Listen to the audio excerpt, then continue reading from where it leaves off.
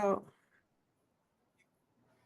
All right. Welcome to Roshawn Berry Shares Harmonic Love. And this is one of my favorite interviews that I'm about to do. I'm fortunate that I can catch this busy young man. Um, this is an interview of a man that I know I look up to. I've been looking up to him for years. He and I have these amazing conversations, real deep conversation. Probably the only person that I really can have these deep conversations, and my family at least for sure. Um, and this is my cousin Sauya Ammar, and welcome. Thank you, cuz. It's a pleasure to be here. I know we've been talking about this for a couple of months now, and it's a pleasure to be on your show and just to throw that love and energy back to you. I've looked up to you, cuz, and still do because I appreciate your advancement and your consciousness and how we move forward in our lives. So I see what you're doing, and I thank you for allowing me to come on to your show and your platform so we can have a real deep conversation about some of everything. Yeah, exactly. And that's what we're gonna do because that's the goal of my platform. My platform is built on around social emotional learning, but I've expanded it. That's an education terminology. Uh, I expanded it to universal, SEL, universal social emotional learning, which is really conscious awareness. And Right. conscious awareness is what we all should have. And that's, the most high awareness and things like that. Because when we are consciously aware, we can become better human beings. We can be better for ourselves. We can be better for our loved ones, our friends, and our careers and social settings and for the world and things like that. So Absolutely. yeah, so that's the goal. And we're gonna get into a lot of good stuff, and they're gonna get the opportunity to learn a lot about you and who you are. And also we're just gonna be talking about some things that has been happening in the world that's been eye-opening, that might have people scared, bring fear to people, and have people in deep thought, and kind of reflecting on the future and what that's going to look like and things like that. So, all right. Absolutely. So, Absolutely. welcome, Cuz. Yeah, absolutely. Like I said, it's a pleasure to be here. I mean, I know people don't know me, so I'll just maybe give a brief introduction of who I Yes. am. Sawyer Moore, obviously, and this is my cousin, obviously. But born in Chicago, raised in Waterloo, Iowa. Went to University of Northern Iowa. Um, Raised as a Baptist. I think, like most of us, our families came from down the south. Our granddad from Mississippi. So raised up as a Baptist. Went to school for communications and broadcast media. Into sports a lot, but as you get older, and as I personally got older, I felt that I was always looking for something different, whether it's from a religious or spiritual connection. And I think around after I got married, and I obviously got a divorce, but I think when I start to look for a certain spiritual connection around 33, 34 of my time, and that's when I found a whole host of these wonderful master teachers. I like to start off with Dr. Delbert Blair. I like to go in with Dr. Phil Valentine. Some of these individuals, they raised my consciousness. So I started to look at things outside of a religious perspective and started to look at things from a spiritual perspective, more African spirituality. But when I looked into that quote unquote metaphysical, quantum physical realm, I found out that it was just I missed out on a whole bunch of things, and you just learn a lot. So, from my spiritual journey, from where I was, from a religious person to a spiritual individual, it's a wonderful and it's a beautiful thing. And just like you said, these conversations that we have, they're not something you can have every day with people because a lot of people are not on that level of consciousness, and not a knock against them because at some point in time I was there. But it's, I don't want to say it takes you down a rabbit hole, but it will take you down a rabbit hole, and you're always thirsting for certain types of knowledge. And I love the journey. So Yeah. that's just a brief introduction of who I am. Yeah, thank you. Thank you. I like everything you said because those are we're going to be digging more into that because those people that you mentioned, Hmm. those are the people that I listened to, I followed, and and many others, but kind of guided me to my spiritual journey too. Met the first time actually, I really heard of metaphysical sciences and spirituality was you mentioned it to me a long time ago because you were getting into it and you asked me have I ever heard of it and things like that, and I heard a little bit but not much, and I started to do a little bit more research, but we'll go back into that in a little bit. So I want you to tell me, okay, so you were born and raised in Chicago. Yeah. Tell me, what was that like living? How long were you living in Chicago before you came back to or came to Waterloo? Because uh, were your siblings born here and then, or were some of them here, or were all y'all born in? So basically, I'm the youngest of four. I have an older brother, Emmanuel. He passed away about a year and a half ago. Rest in peace. And he was born in Iowa. I have an older sister. Her name is Dara. She was also born in Iowa. But then I have another brother. His name is Omar. And me and my brother Omar, we was actually born in Cook County Hospital. And so, but my mom and my father, Chester Jackson, they were married. And so, when I think back to my early Chicago days, it's a little foggy, because I can recall back to maybe 3 or 4 years old. I can remember being babysat. I can remember going to a Catholic school, things of that nature. But the majority of my life was here in Iowa because when my mom and my father got their divorce, we moved back to Iowa, and I think I was around 6 years of age. I always tell people my first fond memory of Iowa was actually watching the Super Bowl, 1980 Super Bowl between the Raiders and the Eagles with my uncles. Because my father, he was more of a militant individual. He wasn't into sports and things of that nature. But so I don't have too much of a memory of Chicago. My memory comes from when I first met my cousins, you guys, and then meeting my grandparents and my aunties, all my beautiful aunties. So the majority of, I think, my memory starts when I was around 5, 6, and seeing things here in Iowa. I can just remember when we first came to Iowa, and it was cold. But it was cold in Chicago, but it just Yeah, seemed like yeah, Iowa had a different code about itself. different. Yeah. But like I said, I don't remember too much in Chicago, but I do remember coming from Chicago, coming here to Iowa, and that was the majority of my life was raised here in Iowa. Okay. So when y'all got here, you shared that memory of watching the football back with the uncles and stuff like that. Yeah. What was your initial thought leaving that, although you were younger, leaving that bigger city, coming here, and then seeing that you got all these cousins here, because we was little young bucks running around and stuff and all that. So what was your initial experience That's or that's a beautiful thought? thing, because when you mention that, because when we were in Chicago, we were just a close knit family, and all is my two older brothers and my sister, and then obviously just the few kids that you interacted with, because my mom, we didn't, I mean, we was allowed to go outside, but my father, just from my vague memory of my father, he was very strict. I mean, he didn't allow us to do too much.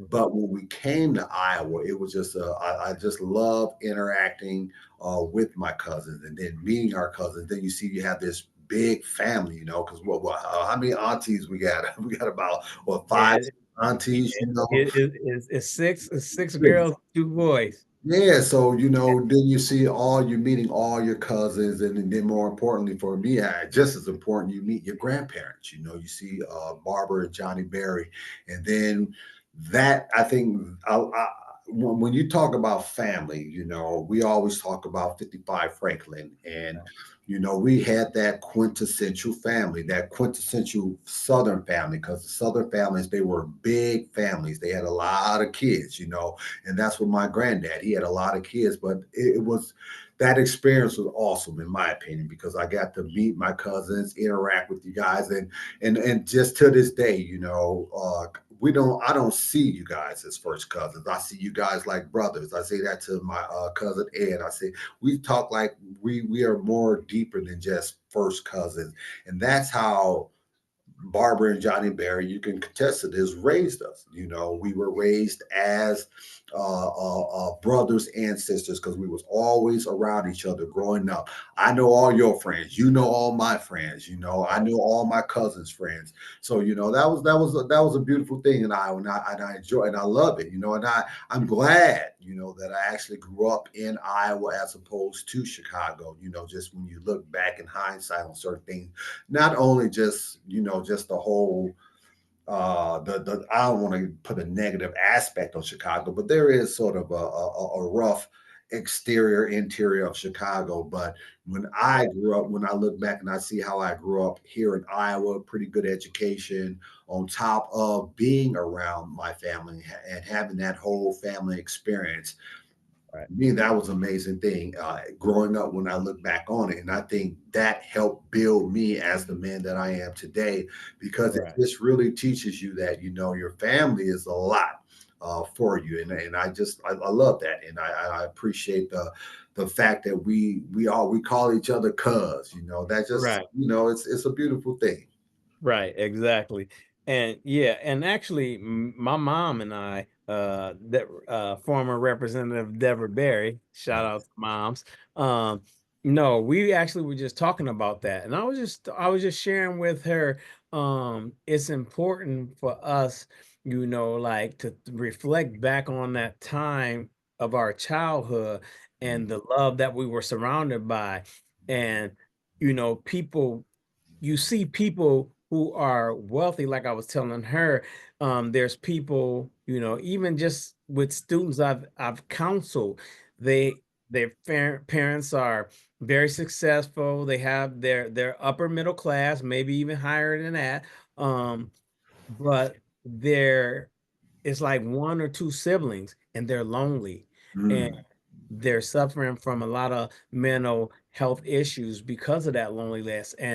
And so that money, that wealth doesn't, to me, mm, equate to the wealth of the love and the big family and being able to be around your family like absolutely. brothers and sisters, because those are, I mean, we have so many great memories of things we used to do, uh Mm-hmm. rambunctious, or and just different holidays and stuff like that. Fourth of July, yeah. it- you can't put a price on those things, you know. And so, yeah, yeah, that those experiences for me was a treasure. We just all hanging out, playing. Like you said, I know your friends, you know our friends, and we all played together. You know All what I mean? places, yeah. And we were fortunate to have, our parents with a lot of siblings, so there was a lot of kids there, and we're all around the same age, so Mm-hmm. we could all play together, which is something that we don't see too much with these youth that's out here. Like, we would football seasons, we playing pick up slaughter, and we playing football, having relay races, playing basketball, playing tag, hide and go seek, Yeah. and so all those are just a wealth of Amazing experiences. experiences that leaves a lifelong impression on you for sure. Absolutely. And I'll just co-sign real quickly, because I just remember that the saying is, hurt people hurt. Yeah. And I just on growing up on 55 Franklin Street, and just having that whole family atmosphere. See, a lot of these, when you mentioned the fact that a lot of you mentioned the story about the person that has the wealth but may not have the wealth of that family structure. And that Right. wealth of the family structure, that's immeasurable. You can't even measure the wealth of that.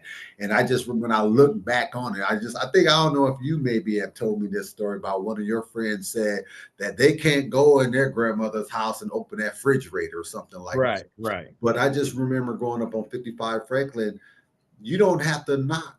We never knocked on our grandfather's door, grandfather Okay. and grandmother's door. We walk through that door all the time. We can walk and open that refrigerator anytime. My point is that was that love and love that we had as a family growing up. You know, when you mention the holidays, when you mention the barbecues and things of that nature, Right. and I'll say this much because it does hurt me to see when you fast forward to 2024 and you see sort of the breakdown of the family structure, whether it's by design or not, or just the environment that we live in. I think a lot of these young kids today, when you, and this is your specialty, when you see a lot of these kids act, because I was a mentor in the Waterloo school system for over Right. 15 years, you know, and I seen a certain aspect of what your profession was. And then what I used to always say is, you know, these kids, they don't know what love is, you know. Right. So then Right. that sometimes make me revert back to the love that I received, not only from my immediate family, my mom, my brothers and sisters, you Uh-huh. know, then the outward family, your grandparents, your aunts, your uncles, you know, we have a strong relationship to this very day. So when I do see certain kids in this day and age, and I see how they are acting, and then when you go into their homes as a mentor and you see their family structure, you know, Right. my heart bleeds for them because I see that, you know, again, love people love and hurt people hurt. And then when you Yeah. see the things that's going on within our community, you know, that, in my opinion, and I know you probably have a scientific approach to this, but in my opinion, that shows the lack of love when you see some of these kids acting out. So I do and always appreciate the family structure that we had growing up as a berry. Yeah, you're 100% right. I've seen that too. Just talking with kids, meeting with kids, and it breaks your heart because you want all kids to have those experience that you have that family connection, have that love. You know, our mama's door was always unlocked. We never locked it, and it was a different time back then. Also, That's um, true. yeah, but we never locked it. You can come in and out, and we would be running in and out. Daddy'd be like, "Y'all close that screen door, shut that screen door," you know. But it was just so much love, just Yeah. with everybody that walked in. Even our aunts and parents, their friends would come over. They would come over without them, you Mhm. know, and just sit and hang out with mom and daddy. And so, and that shows you um The love they had the love for they had everyone. for everybody and the love that others in the community have for them to Yeah. be able to just feel comfortable enough to go over and hang out at our grandparents' house or their friend's house without them being there, you know. I always share that, the reason I feel like the reason why I became a counselor because mama was a counselor. I just Mhm. remember hearing her talking to all these people, whether it was in person or on the phone about their problems, trying to inspire them. She was a wonderful listener and she did it non-judgmental. And that's Mhm. one of the biggest pieces of being a counselor, an effective counselor is to be a good listener, but also do it with empathy and compassion and be non-judgmental. And so mama most definitely instilled that in me for sure, you know. Absolutely. Absolutely. I So, co-sign everything you said. yeah. So let's talk about your school years. Okay. I want to hear about what was that like? Because I know me and you've had conversation of different experiences that we had as an elementary student and just going through that process until we got to high school and finished school and things like that. So let's start off with your elementary experience because you came from Chicago and you probably was at that Catholic school just only as a kindergartner. at Yep. that time. And Yep. so so when you transition here, you're in first grade. And Mhm. so it's I know because I was in Chicago, I was there sixth grade, then I came back and then I went back in seventh grade. And I know for me, Mhm. and that's a different time too. That was in the late 80s. And it was a weird culture shock for me because back in those days, being in even middle school during because I was there during sixth and seventh grade. Most of our class we didn't have it was diverse in Mhm. Waterloo, but it wasn't diverse like it is now. Yeah. And so I remember my classrooms, even in elementary school, like it probably was 4 or 5 black, six out of 17 kids, 15, 17 kids. Um, but that's still not a lot, you know. And so when I left here in sixth grade, like both of the schools I went to, the white kids were the minority, you Mhm. know. And the blacks and the black kids, Hispanic kids, and then there were Vietnamese kids, Jamaican, Yeah. Asian. These were the majority. And Yeah. so I want to know when you came back here, what was that experience like at the elementary age for yourself? Well, first and foremost, if you ever go into a Catholic school, they are very strict. And I was a little bad. I won't say bad, but I was a It's rambunctious. rambunctious young man, and I've got plenty of rulers on them knuckles. Them nuns, when they talk about them nuns hitting your knuckles with them rulers, that is absolutely true because I remember that as a young man. But and just to co-sign what you said, because it definitely was a culture shock. Because when I recall when I was in Catholic school as a kindergarten, it was nothing but black folks. I think maybe two Puerto Ricans I recall. So it was purely African Americans or foundational Black Americans at the school. So then when you come to Iowa, that was I wouldn't say when I look back on it, technically it could be a culture shock, but when I came and start to see white folks, and going to school with white folks, I was like, okay, this is a little something different. I like I said, when I was around Puerto Ricans, some Puerto Ricans consider themselves white. So Right. it wasn't ooh, this is a white person, but it was a culture shock, not so much from a cultural aspect, but Right. from Catholic school to normal school. And I Right. thought going because I went to Lowell, excuse me, I started off at Lowell Elementary. The first thing I remember, and I can almost recall when we first came here. I remember my mom, she put everyone to school, and I was the youngest, and I was so scared. I was like, I was just so scared to go to school. My mom was like, all right, so we'll just take the day off.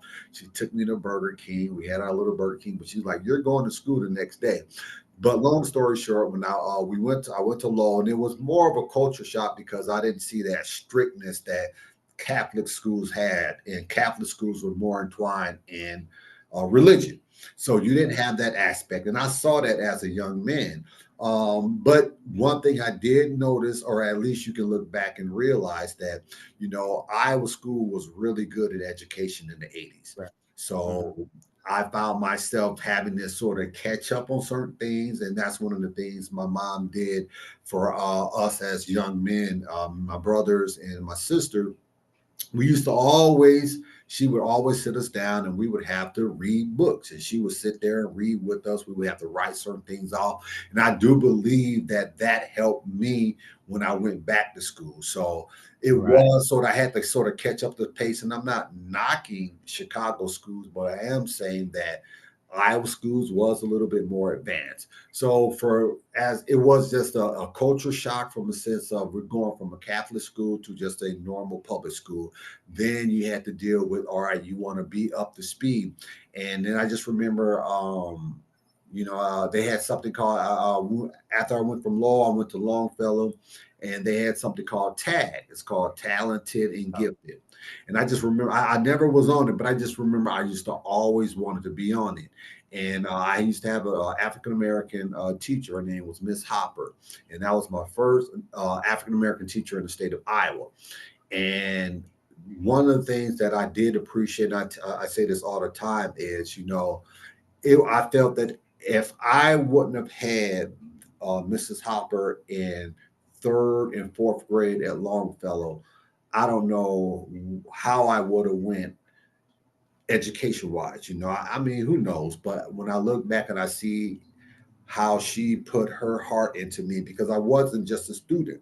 She used to talk to me, well, not me per se, just by myself, but she would talk to all the black students within the class, and she would be, you guys have to be better. You guys have to make sure you're doing this. And I didn't like it. I used to tell my mom, because she was my third grade. Let me see. She was my third grade teacher. And then when I went to fourth grade, she wasn't there. And then I went to fifth grade. She was my fifth grade teacher. I used to tell my mom, Miss Hopper's following me, and she's always being mean to me.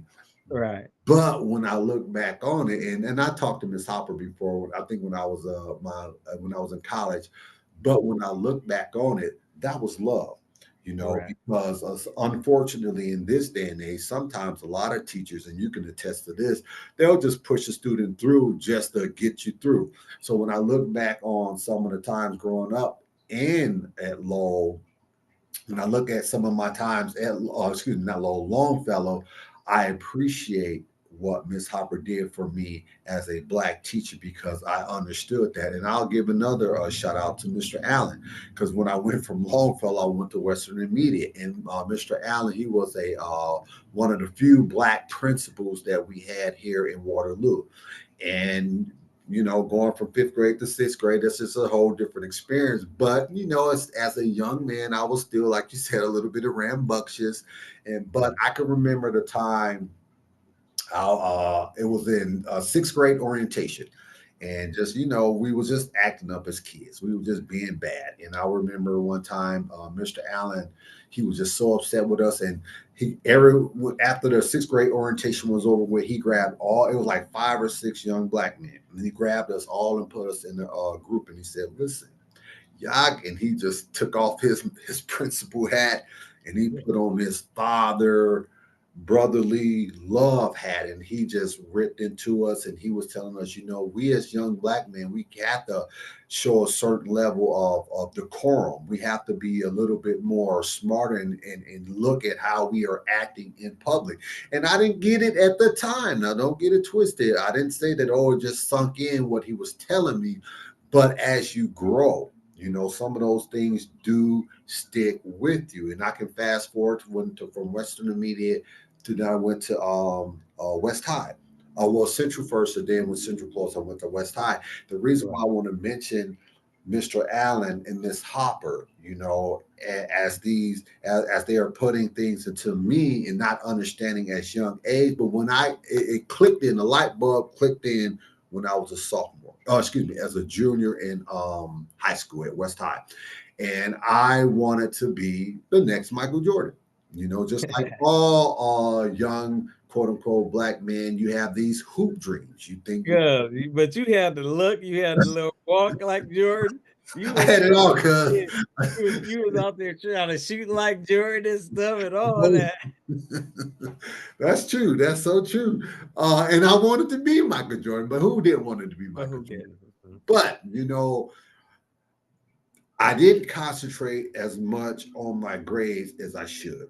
Right, And they say everything happens for a reason. My junior year in high school, we had a horrible coach. I won't even mention his name, but he sort of, I felt, gave me the run around and really give me the time that I felt that I needed. I felt that I should have been starting, especially my senior year. But right, one thing that I realized when I didn't get these quote unquote accolades as a athlete, right, I started to concentrate on my grades.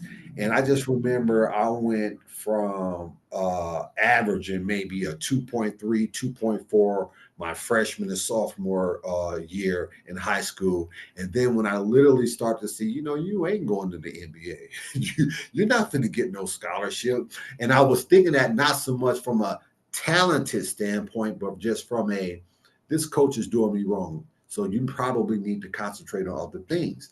So I went from just averaging like 2.2 to 2.3 grade point average to again 3.3, 3.5. And I literally, and I think those last 2 years in high school, and then looking back at those experiences that I got from these black teachers and principals, and you're seeing how they are stressing the importance of education.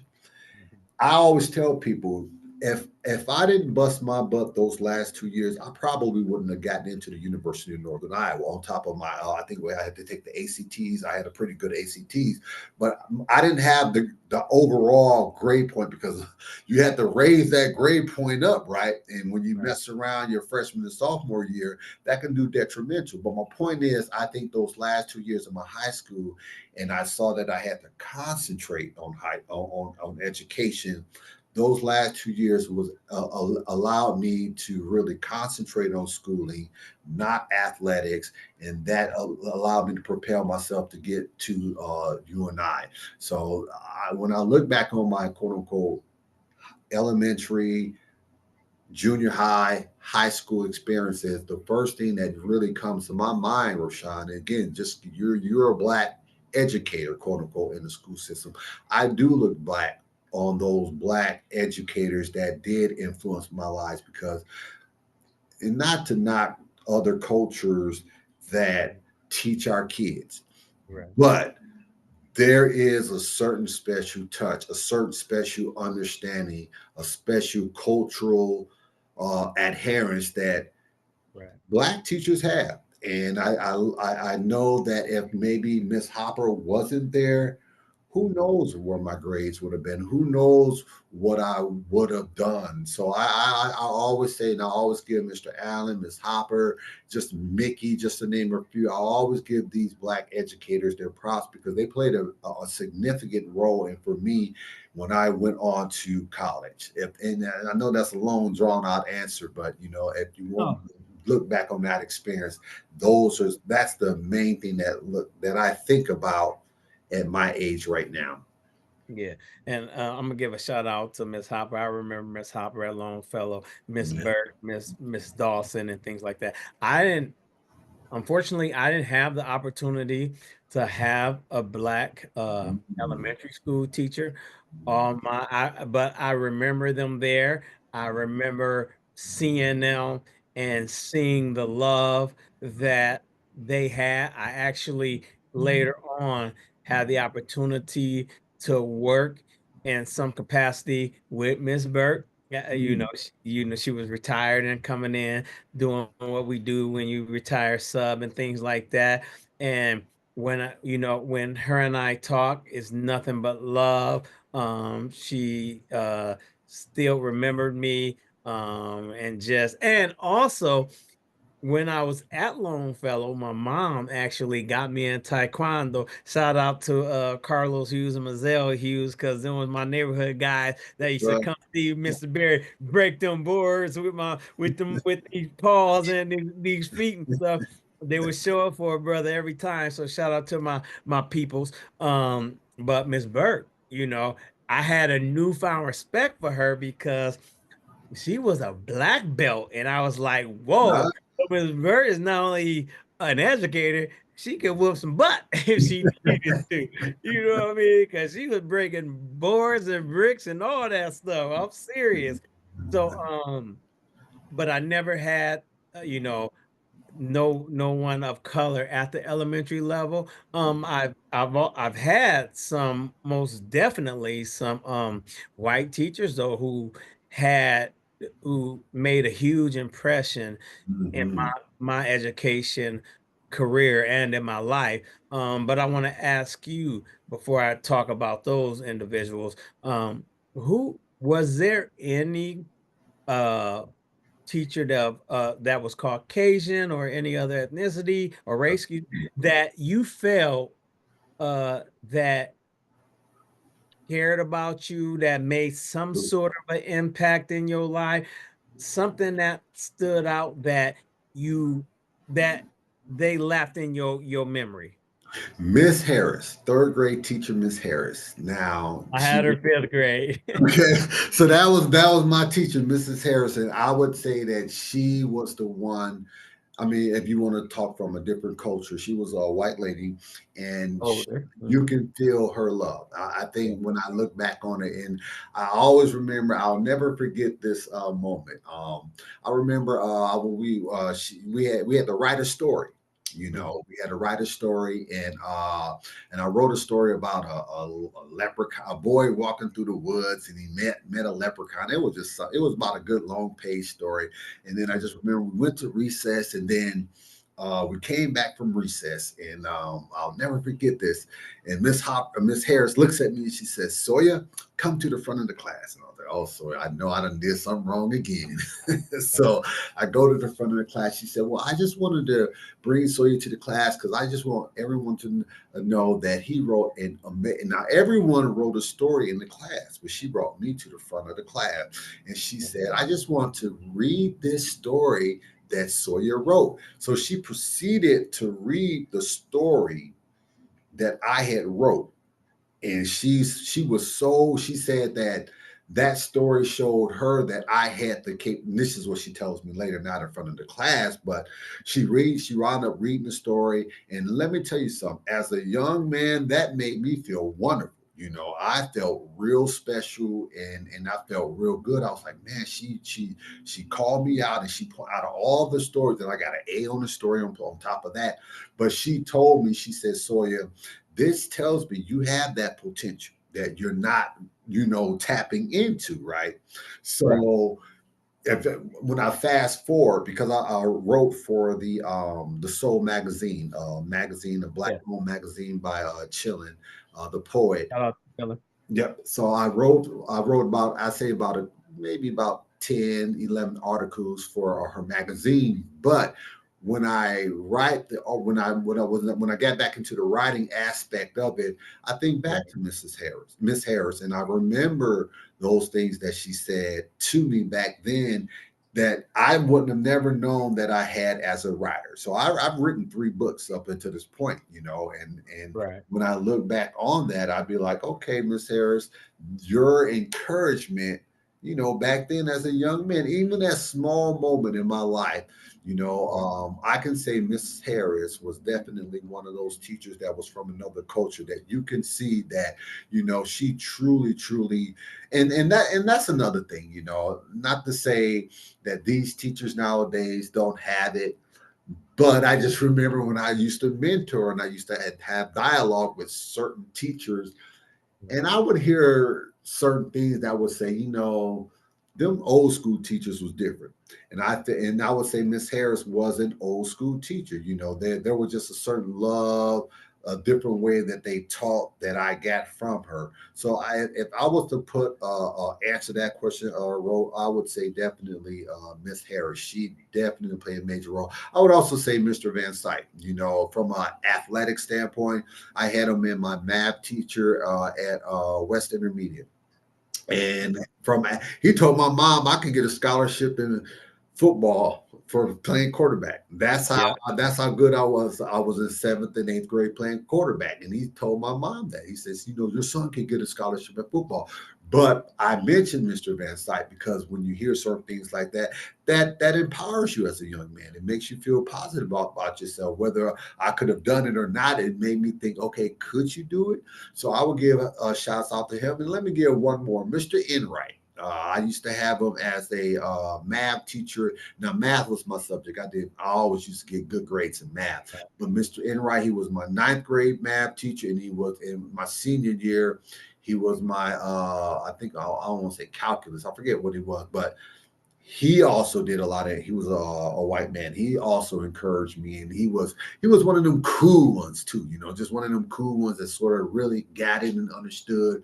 But he also encouraged me in multiple ways that I think that helped me elevate. And I always say there were certain angles that got me to college because I wasn't really a college student. I wasn't on that direction in college. I was either going to go into the military or figure something else out. But those last 2 years in high school, and just to mention Mr. Enright again, those individuals helped me. I would say get to college. Okay. Hey, and cuz I'm gonna pause it for a second, Yeah. cuz we're gonna put a pin in that because I think I heard my daughter, and Go ahead, go ahead, go ahead, go ahead. I'm gonna try to get Nia Rose on here to just Okay. give you a little shout out real quick, cuz she just walked in the door from Okay. school. So All I'm gonna right, pause go it ahead, for a do your second. thing.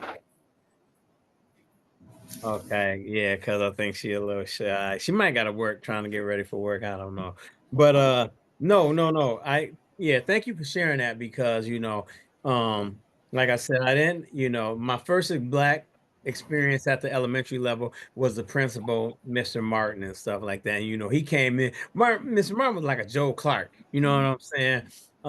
And so but I didn't have the opportunity to have a black teacher, but there were several white teachers that made a impact on my life. The first one, was an art teacher. He didn't. I'm just going not in any order, but just by the first experiences. Um, One was Mr. Bartlett. He was an art teacher, and one day I was in class, just kind of, I was never a kid that got in trouble, never was a naughty kid and things like that. But I was some reason why this day we were doing this like this it was a graph project where we were drawing a flower and we had to do it on this graph paper.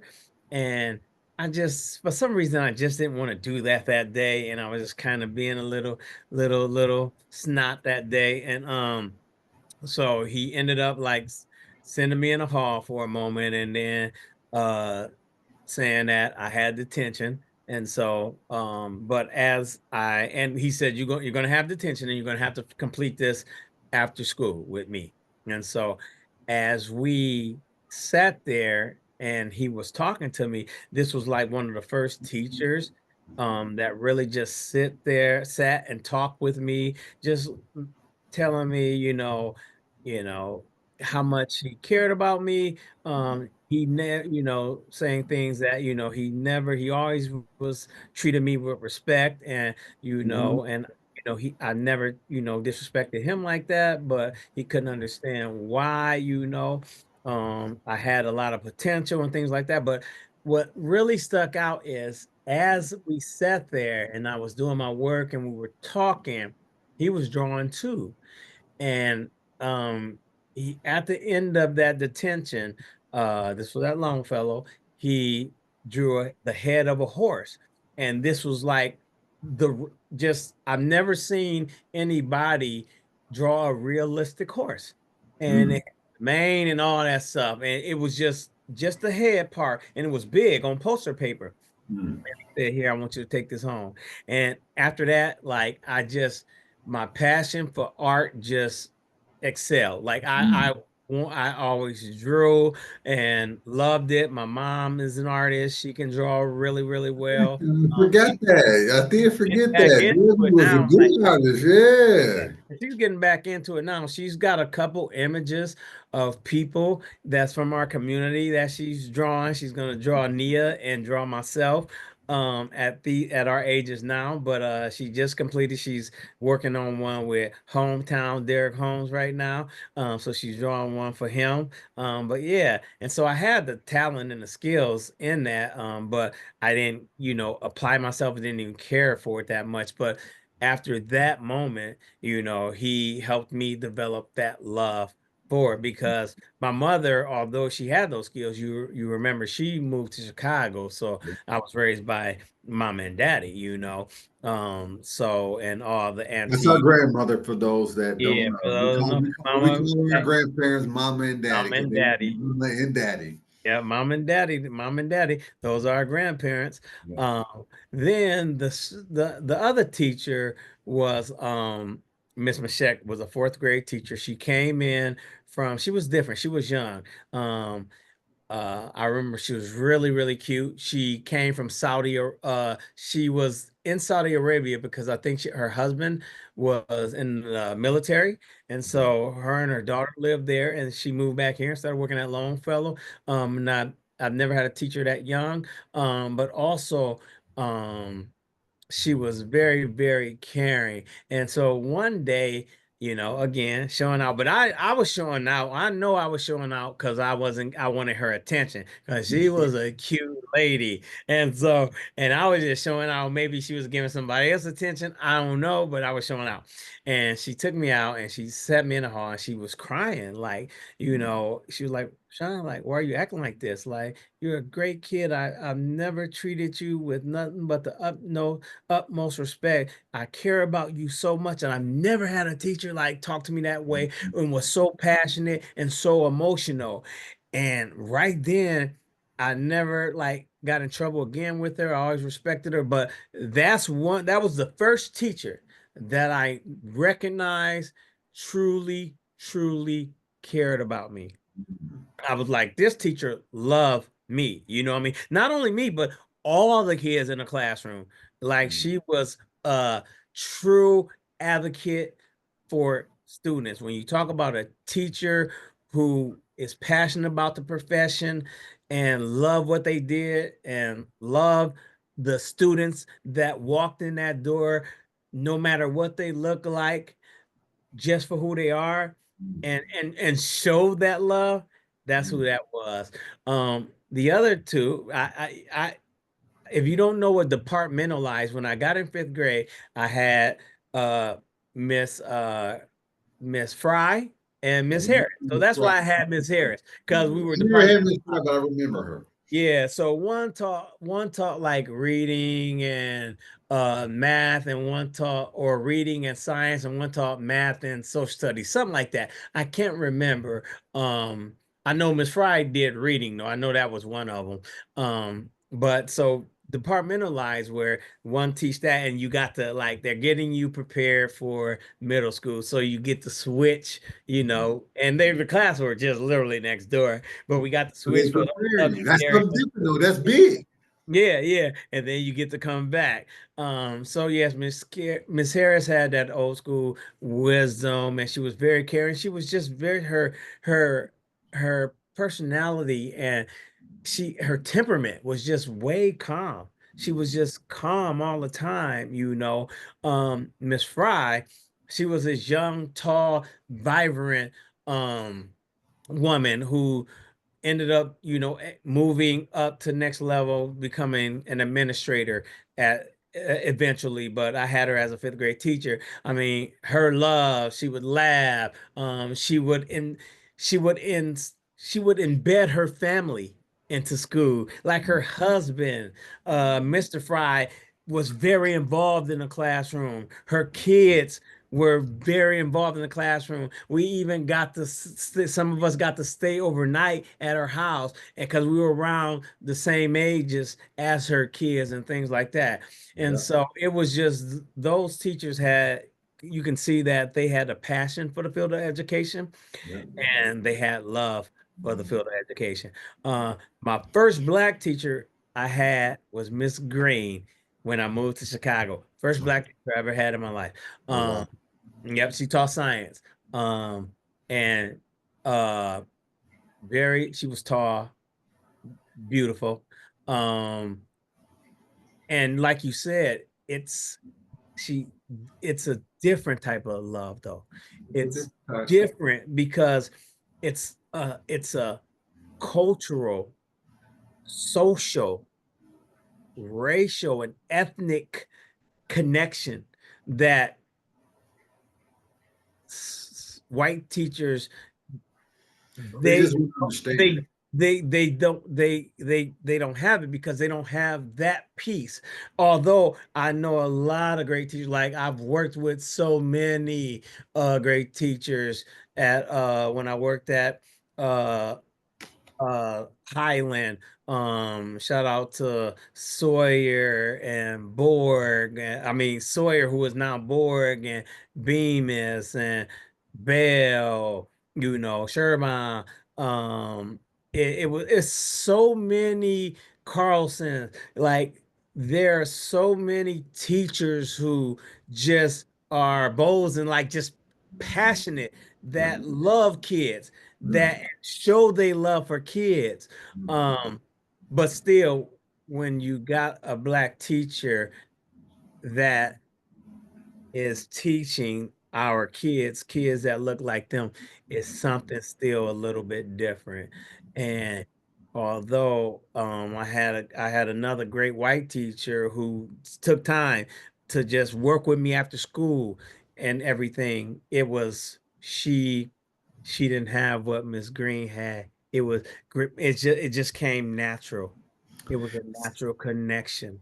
It's something called the Majora spirit that they say African Americans specifically had. And I don't even like to use that term African American because Elon Musk is an African American. I like to say Yes. foundational Black American because we were here from the foundation and inception Yeah. of this country. But anyway, that's a whole nother story. But That's yeah. it's that Majora spirit Mhm. that we had based on a shared experience. So, Right.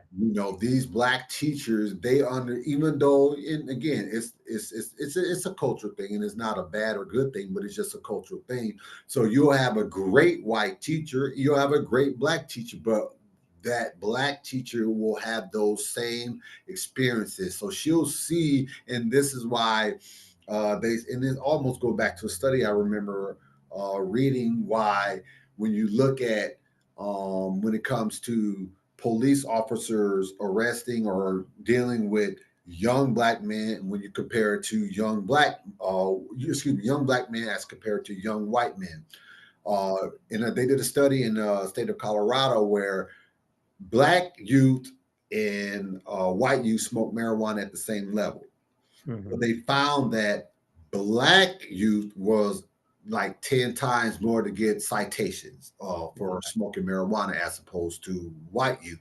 But it goes back to a study, I can't recall the study, but they were talking about how cops will see white young men or white women like their own. They'll see them like they'll treat them a little bit different, Right. so because they see themselves in that kid. So back to what we were talking about with Black teachers, they have that majora spirit. So sometimes just even them telling you that 1+1 =2, and then a white teacher saying 1+1 =2, sometimes that majora spirit just has something a little bit differently, a little bit more umph in it, more spiritual energy in it that Black students can feel and understand. And it also you can also go back to the time when during segregation and when we first came out of slavery, and how this is why I say we're phenomenal people, because they said our literacy rate just went from 0 to 100 in like 2 generations. You know, Right. we had Black teachers because these Black teachers understood during segregation the importance of because we have a shared experience, so they understand we have to teach this next generation, to do something wonderful, and they got to teach the next generation. So I always say it's a major spirit with just not so much in teaching, but in a lot of things, So it's something a lot of people will never understand. It's a cultural thing, it's a spiritual thing. But yeah, we have to shout out our foundational Black American teachers because they do a wonderful job, especially Right. educating the future. Right. And it's funny that you mentioned that about cops, that study that was done. It reminded me when I used to work at Omega Cabinets, and at that time, Omega Cabinets probably had a little over 1,000 employees, probably 100 or less, a little less than 100 were Black. A lot of them were small town. Uh, white or Caucasian, male and female. Um, and and so I remember this guy I worked with, he was talking about he had a lot of police officer friends, and he said, "Ro," he said, like, "I got a lot of friends who are police officers." Not saying that they were Waterloo police officers, because I think he was from a smaller area, but he said, I smoke weed with them. Now this is like 2000. He's like, we smoke, and I was like, what? He's like, yeah. All my cop friends, they smoke weed, and I was like, what? That is crazy, you Crazy. know. And I'm just like, okay, so you and with me saying that, it and so then it made me reflect on one day. back in the days we used to watch cops I used to watch cops with my guys all the time and stuff like that. We'd be kicking it watching cops. And uh one episode there were it was these Atlanta black police officers. And this was just mind-boggling to me because it was a white guy just acting so belligerent and disrespectful to these No Atlanta officers, communication really. Atlanta black officers. And I never saw this before because in Waterloo, the majority of our cops Oh, during what? that time were white, Yeah. and I just remember we had to go in at a certain time because certain shifts, cops were going for extra, being like just, you know, posted up in front of our parks, walking into our clubs and stuff at night, and I'm on both sides, you know what I'm saying? Because, I have white friends, and black friends. So I'm at the Shags and the Jokers and the Stabs and all that stuff. And they never walked in there unless something happened and it happened. Then they showed up. But they would literally just walk in and post up in our areas and stuff like that, Gates Park and things like that. But these officers, these two black officers was just saying, they was like, sir, just calm down. I'm not trying to arrest you. I'm just trying to figure out how we can get you to where you need to go safely. You know what I'm saying? But when I watched the white officers and how they approached the black officers, which was the same similar way, which I Mhm. feel like it went to training, how they approach black youth and men here and women. It was very aggressive. It was They were trying to escalate you versus de-escalate you. And that's so important because when we think about the framework of our our public servants and our police departments, the job is supposed to be protect and serve, but it was trying to escalate you to get you to a level so we can find a reason to arrest you, and these officers ended up letting the guy go. It was no citation, no incident, and I was just like, what? Like, this is what officers should be trying to do. Mhm. Like, the dude was like intoxicated, had his alcohol out, and they like, dude, we just want to get you home safely. Like, so what do we need to do? Do we don't want to take you to jail. Do you need to call somebody? Do you need a ride? We're gonna get you to where you need to go safely versus trying to either, I don't know. I don't know if it's a racket. I don't know. And what I mean by racket is it trying to Yeah. fund the community, fund the department, Mhm. or trying to just lock black young men and women up. But it's I've got so many stories because, like I said, I'm married to a white woman, so I'm a part of both worlds, and I have white friends, and things like that. You're And gonna have white friends growing up in Iowa, period. right, God, it just is what it is. That's what And it is. so, but I see and I've heard and I've witnessed the difference of how one encounter can go. And I got Mhm. clear examples. You know, Yeah. I've even had to email a department about this, and they gave me this clear subjective answer where it can be biased and discriminatory. And I Hmm. still have that email.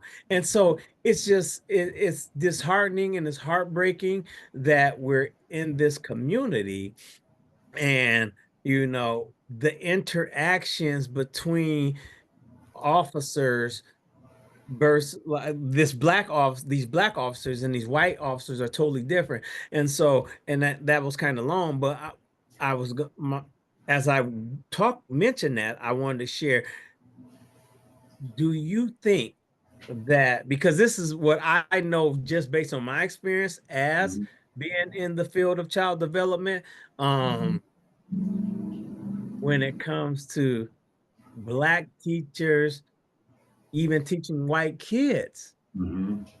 there could be a different connection Of course. with them. And that the white kids even feel that the Black teacher possibly cares about them more than the white teacher. Let me tell you something. I mean, that's so deep.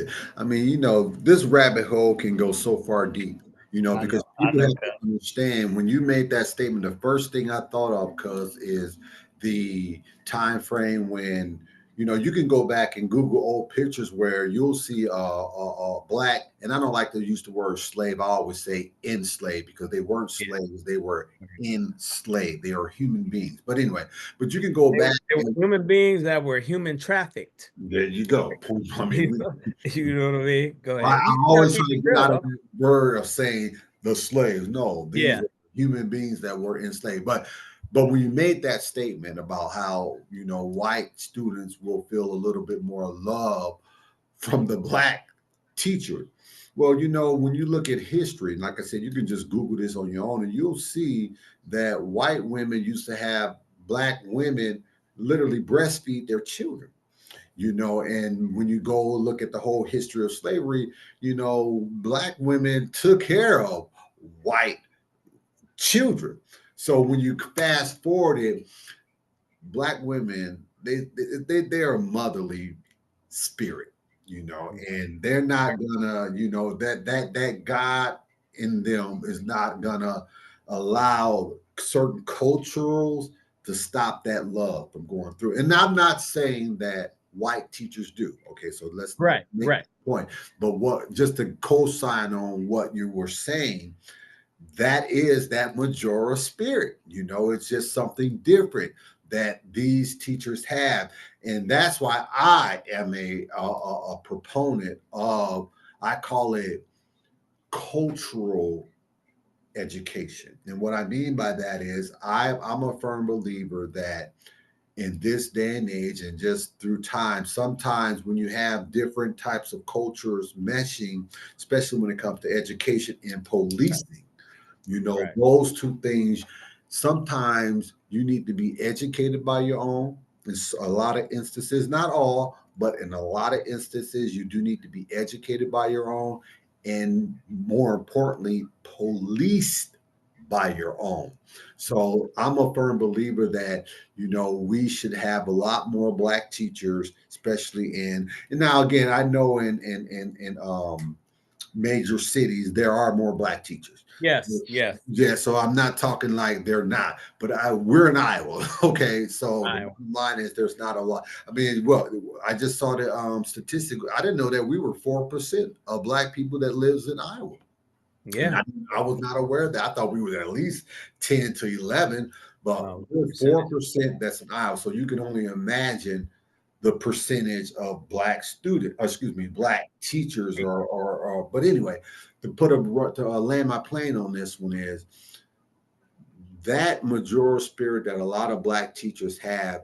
It transcends anything. Just like going back to your example with the police officer dealing with the belligerent white guy, they took a totally different approach, and we've seen on so many other occasions where you can flip it, and you can have a white police officer and a black person acting the same belligerent, and that white police officer is going to take a completely different stance as opposed to what you witnessed that black officers did with that white officer. So to me, and I think that also comes with our experience here in America. We're a loving people, Right, right. sometimes to our detriment. It's We it's can it's be too loving. it's generational Yeah. from day one. That's spirituality, that although we were enslaved and trafficked and things like that, and some of us were kidnapped because, if you really knew the history, Mhm. Black people were here living amongst America and South America and amongst the Native America, and they were kidnapping them, thinking they were runaway slaves, or just because they looked like the slaves that came over in the 1619 and things like that, Yeah. And so with that being said, we were just spiritual people, and we and that manifests itself, and it shows, it's it's showing to this day, based on where we are in society, being here, and we're just going to start off with 1619 Hmm. to 2020, 2025. We are still fighting for these things that should just be given to us. We are still fighting for you know, equal education, equal housing, equal, business opportunities and things like that, just the simple things, uh uh better and cultural competence and unbiased policing. We're still fighting for these things, and this has been 400 years, you know what I mean, literally, you know what I mean. And so again, we go back to, I know I've known some teachers who got it. I've seen it like have that with all kids, black and white, but the majority, I just got to be upfront and honest, it's they're missing that piece. And I always share, you know I come at this three ways. Like, I come at it as an educator, or as a child developer. I'm trying not to use educator or education, Okay. because Why? if you look up the etymology, and Mhm. this, you and I are going to go on this on another podcast, and we're gonna dig real Etymology of words. Woo! deep, because you got to understand the meaning of these words, and it means the training of animals. That's exactly what it means. Education means the training of animals. So by that very nature, the word, because words have power, words work. Letters and sounds were created for a specific reason, because they send off a certain vibration. And words, this is why we call it spelling, because words cast the spell. That's why when you listen to Psalms, you hear all those things. When you listen to the Song of Solomon and things like that, when you read the Bible, it's constantly giving you this generation of Adam and Noah and these bloodlines of Jacob, and they're using these certain numbers for certain reasons, and they're repeating it and repeating it and repeating it, because the people who know this, the people who some of the lesser light beings who tried to manipulate this sacred text, wanted to cast a spell on people, which is enslave people, using this piece part of to enslave us all, Mm. intentionally, in some shape. And I'm not saying that, the Bible is bad. It's not. It's, you have to understand it. You have to understand the hidden meanings. You have to understand these allegory, because the people who were trying to uplift human beings Mm. and to help people become Christ-like, Mm. they had to hide these teachings, because they knew that if these teachings get into the wrong hands, they're going to use it for greed, they're going to use it for power, they're going to use it for control. And we see this until to this day, We see you know. it to this very day, cuz. Yeah. And not to go. No, I didn't want to cut your wisdom. Yeah, no, but again, like I said, it's important, for us as human beings, as individuals, to understand the meaning of these words, okay? Because again, I've seen these teachers who got it. Mm. I've seen these teachers, but like far as me, when I was at Lowell, um, Mm-hmm. my principal had to shut the classroom down.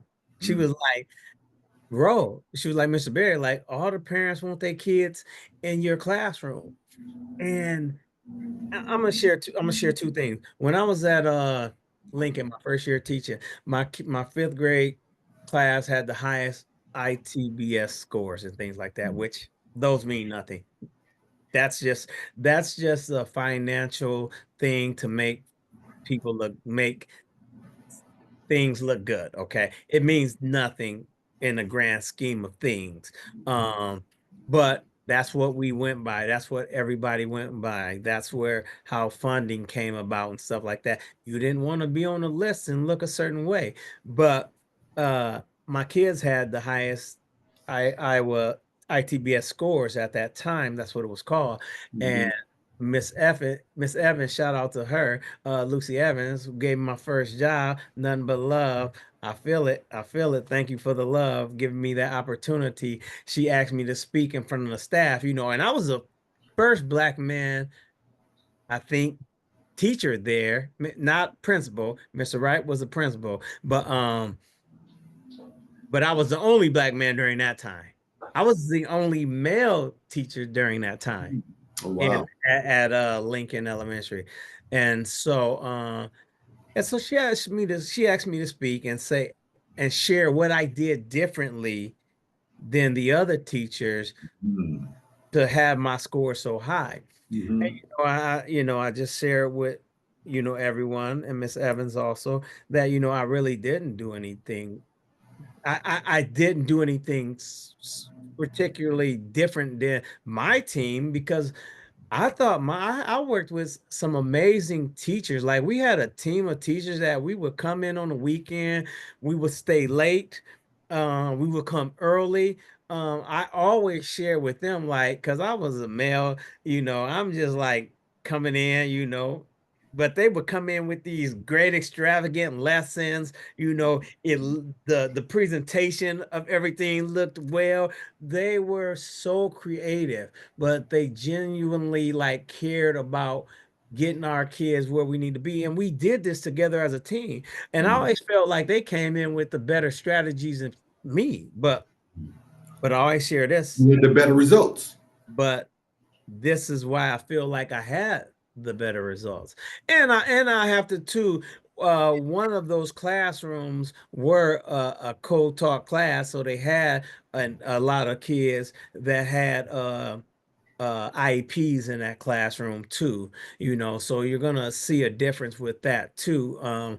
But regardless of that, this was just that big gap compared to the whole school, Mm. and that jump. And I would share with them that, the only thing I've done differently, because they've done great work. They were amazing teachers.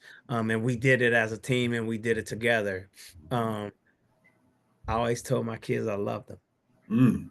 I always hugged my kids. Mm. My kids left at the end of the day. I would say, "Hey, bye. Remember, Mr. Berry loves you." Mm. And I would see teachers looking at me. I would see teachers looking at me like, "Oh, why is he saying that?" Remember, hey, have a good weekend, Mr. Berry, love you. I would give them hugs. When I was teaching and my kids weren't on point, when they were struggling with things, if they were off, if I sensed that they were a little off, I would just stop teaching and I will have real life conversations with them, real world conversations with them, not about this moment of time, not about fifth grade, 2009, Mm. but their middle school, Mm. their high school, their parenting lives, their professional or their college lives, whatever that was going to look like, we would have those talks, but it was with love, and we would sit, and I didn't care how long it took. And I truly believe, because that's what true SEL is, social and emotional learning is Mm. focusing on a whole child, not just the academics, Mm. because the academics is a small part of our world. It's a small part. A lot of the things we learn in school, we don't even use on our day to day. In our everyday life, man. But being able to have empathy, compassion, work with other people, being able to be a good listener, being able to not judge people, being able to take a stand and be a voice, be Mm. a leader.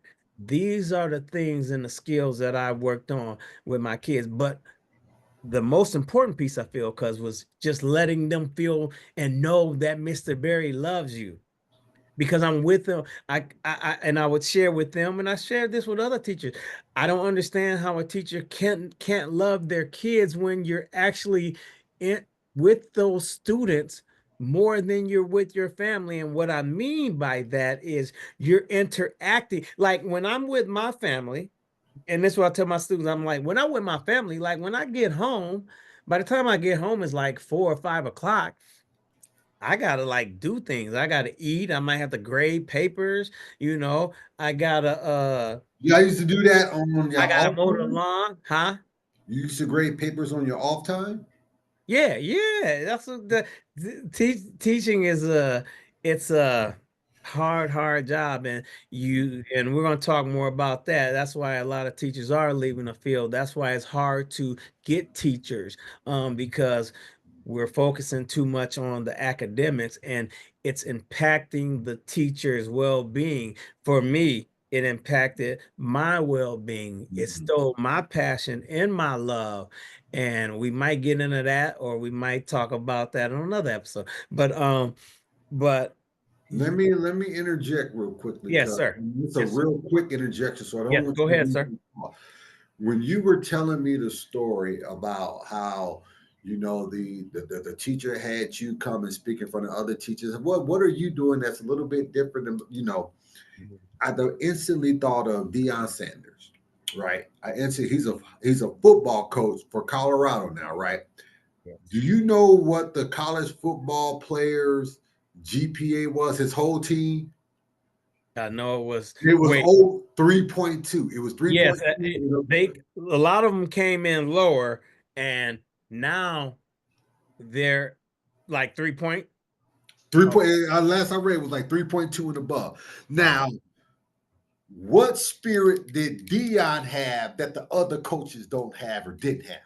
That's Every the. time, Go ahead. Go ahead. every time. No, thank you for bringing That that up. was my interjection. Yes, no, thank you for bringing that up because every time I watch Deion Sanders and I listen to him, I recognize that. I recognize that he he has Love. that love and passion, that true conscious awareness and that love and passion for his kids, and it transcends every part of their world. And it's and his and at Colorado, the staff see it, the fans see it, the media journalists see it. It's it, and so that's what I'm talking about.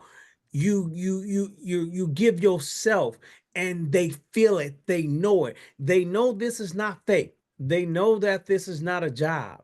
They know that I'm not here for the summer breaks. Or the They money. know they know he's not here from 7:30 to 2:30 or 8:30 to 3:30. I'm here when you need me, when you're down and school ain't in. When something goes wrong, when those kids go back home to be with their family, or they just need, excuse me, or they just need someone to talk to. Yeah. You know, they lost their loved one, their mom or their brother to a neighborhood shooting or a police shooting, or they can call on him and he's gonna be there to show up. That right there is what transcends and inspires students and inspire them to be the best and want to be the best for you. Because I remember one time my kids, we were doing, I think we were working on inferences or something like that, or maybe it was like 3 digit by 2 digit visors or something like that, some division or something like that. Uh, these kids failed their tests, and Mm, cuz my kids literally bawled, like they cried. mm, And I stopped them. I handed that test back and I stopped them. I said, "Hey, hold on. I said, listen, listen, don't worry about it. You're gonna do better, but that's not on you. mm. That's You didn't fail. If you fail a test, you didn't fail that test. Me as a teacher failed. My job is to help you become successful. And so when I approach this, I have to be an investigator. I have to try to figure out what I can do to get you where you need to go. You're the student. Mm. It's never your fault if a student failed. And we and in this field, we got that bad. Like, you know what I'm We saying? using Not that. me, but people like they get hard on the students. Like the student, I've heard teachers say they just don't get it. They'll never get it and stuff like that. But in retrospect, to me, when I look at that, I think the teacher is the failure. It's never the student. The Mm. kid's job is to come and learn. Mm. You're the expert. So as the expert, you have to come in and figure out a way to get the kids to where they are. And a kid should never feel stupid. Mm. Never in Yeah. school. They should always feel like they work their best, and it's our job to figure out a way to get to where they need to be. When You you know, say that, it makes me think of the previous conversations that we had where, and I don't know if this is the direction you want to go, but it just reminded me of when you were saying that you felt that you guys were locked to a certain, and correct me if I'm wrong, but just for my recollection, you seem like you were telling me that you guys were locked into doing what they say you need to do on how to teach kids when you can maybe do certain alternative things that will bring out the best in their kids. Is that still where it stands from where you last understand as a former teacher that that aspect is needs to change, meaning they're locking teachers up by they have to go to this, they have to, let me be specific, teachers have to be or go off a specific curriculum to educate a kid, which doesn't allow you to go outside a better curriculum or a better way to educate a kid. Are these teachers being hamstrung? yeah. So that I think that right there is one of the biggest reasons why we have such uh achievement gap and low achieving students is Mhm. because of that. When they get discounts or they get government funding or they get uh uh some type of kickback for using a certain curriculum and things like that. And with that curriculum, you have to use, it's a script in there that teachers have to read verbatim Mm. or almost verbatim. You know what I mean? Like read this, and then it tells you in the book. This is such insanity to me. It's insanity. It tells you the book tells you some researchers, and you got to understand how you have to understand how people who write these things and do research they think differently. Like these are people like the Elon Musk people. Like, I mean, just their thought process, these are numbers people. They Mm. don't they think differently. And that's why they're in that area and it's suitable for them. They love research. Yep. And research changes. Like it can change, it could be one thing this year and change by Completely. Yep. tomorrow. You know Yep. what I'm saying? By tomorrow. But See, that's a to me that's a robotic approach to things. yeah. So they're telling you what the kids may say and things like that, but teachers got to read the now what do we know? We're talking about kids from different backgrounds, kids, different genders, kids who are probably older in that grade and younger in that grade. We're talking about kids from different races, kids from different social economic environments, kids from with different type of experience and resources. You're setting that is a recipe cuz for failure, Sauya. That's a recipe for that you're gonna have a gap because these kids learn differently. And it's so sad that I would if I was like an institution or because the schools don't have the freedom because they don't have that freedom to just pick and choose their curriculum. Yes, they have to purchase a curriculum and everybody got to use it, even though that every classroom is different. So for example, a Kingsley kid, Mm-hmm. elementary school, have to use the same curriculum of Cunningham or Highland kid. Different experiences, different backgrounds, okay, different way we talk, you know what I mean? And different It's a environment. cookie cutter approach to everything. Yeah. And so what should be happening is, because there's no reason why we should be locked down to a curriculum. I'm okay if they would like to have uh just a standard curriculum, but they should not confine teachers to that, because one, we have access to technology, and and they can get this stuff for free. Mm. But also, teachers who know the kids more than the teacher. Like, the Mm. teachers are with these kids every day. I mean, it's Like, I was probably just as much as the parents are with outside the weekend. again, that's what I said. Like, I'm Only with 24 my hours in family. a week. I'm with my family, like, physically, but I'm not interacting with them when I get off work, probably 3 to 4 hours. That's just on a good day, because we got to go to bed because we got to work the next day. My daughter got to go to school the next day. So if we're getting home at 4 o'clock, 5 o'clock, and we got to cook, we got to clean, we got to take, like, maybe hang out with our friends, or maybe exercise, or maybe watch a movie, then it's bedtime. Usually it's like 9 or 10 o'clock, people going to bed, right? But with my students, this is where I have no choice but to love them. I'm actually communicating with them for 6 to 7 to sometimes 8 hours nonstop, Mm. interacting, Mm. having dialogue. How can I have more dialogue with you as my student than my family? How can I not love you? How can you How, not? how can you not be my baby? It's a natural. It's something natural. It has to come. And if it don't come natural, I feel like you shouldn't be a teacher. But And that's see, just my personal opinion. That's just my personal opinion. If you don't love your students, some children who are just innocent children who's there because they have to be there, but two, they want to learn, they should be able to feel the love from, if anybody, a teacher. this, And so I think that's the difference, that my kids feel that all my students, um, elementary level, most of my students I still have contact with now to this day. but here's a As an even adult, they have kids now. Some of them are went to, because they you're gonna have that just like we were just talking about our teachers, Miss Harris, Miss Hopper, same thing.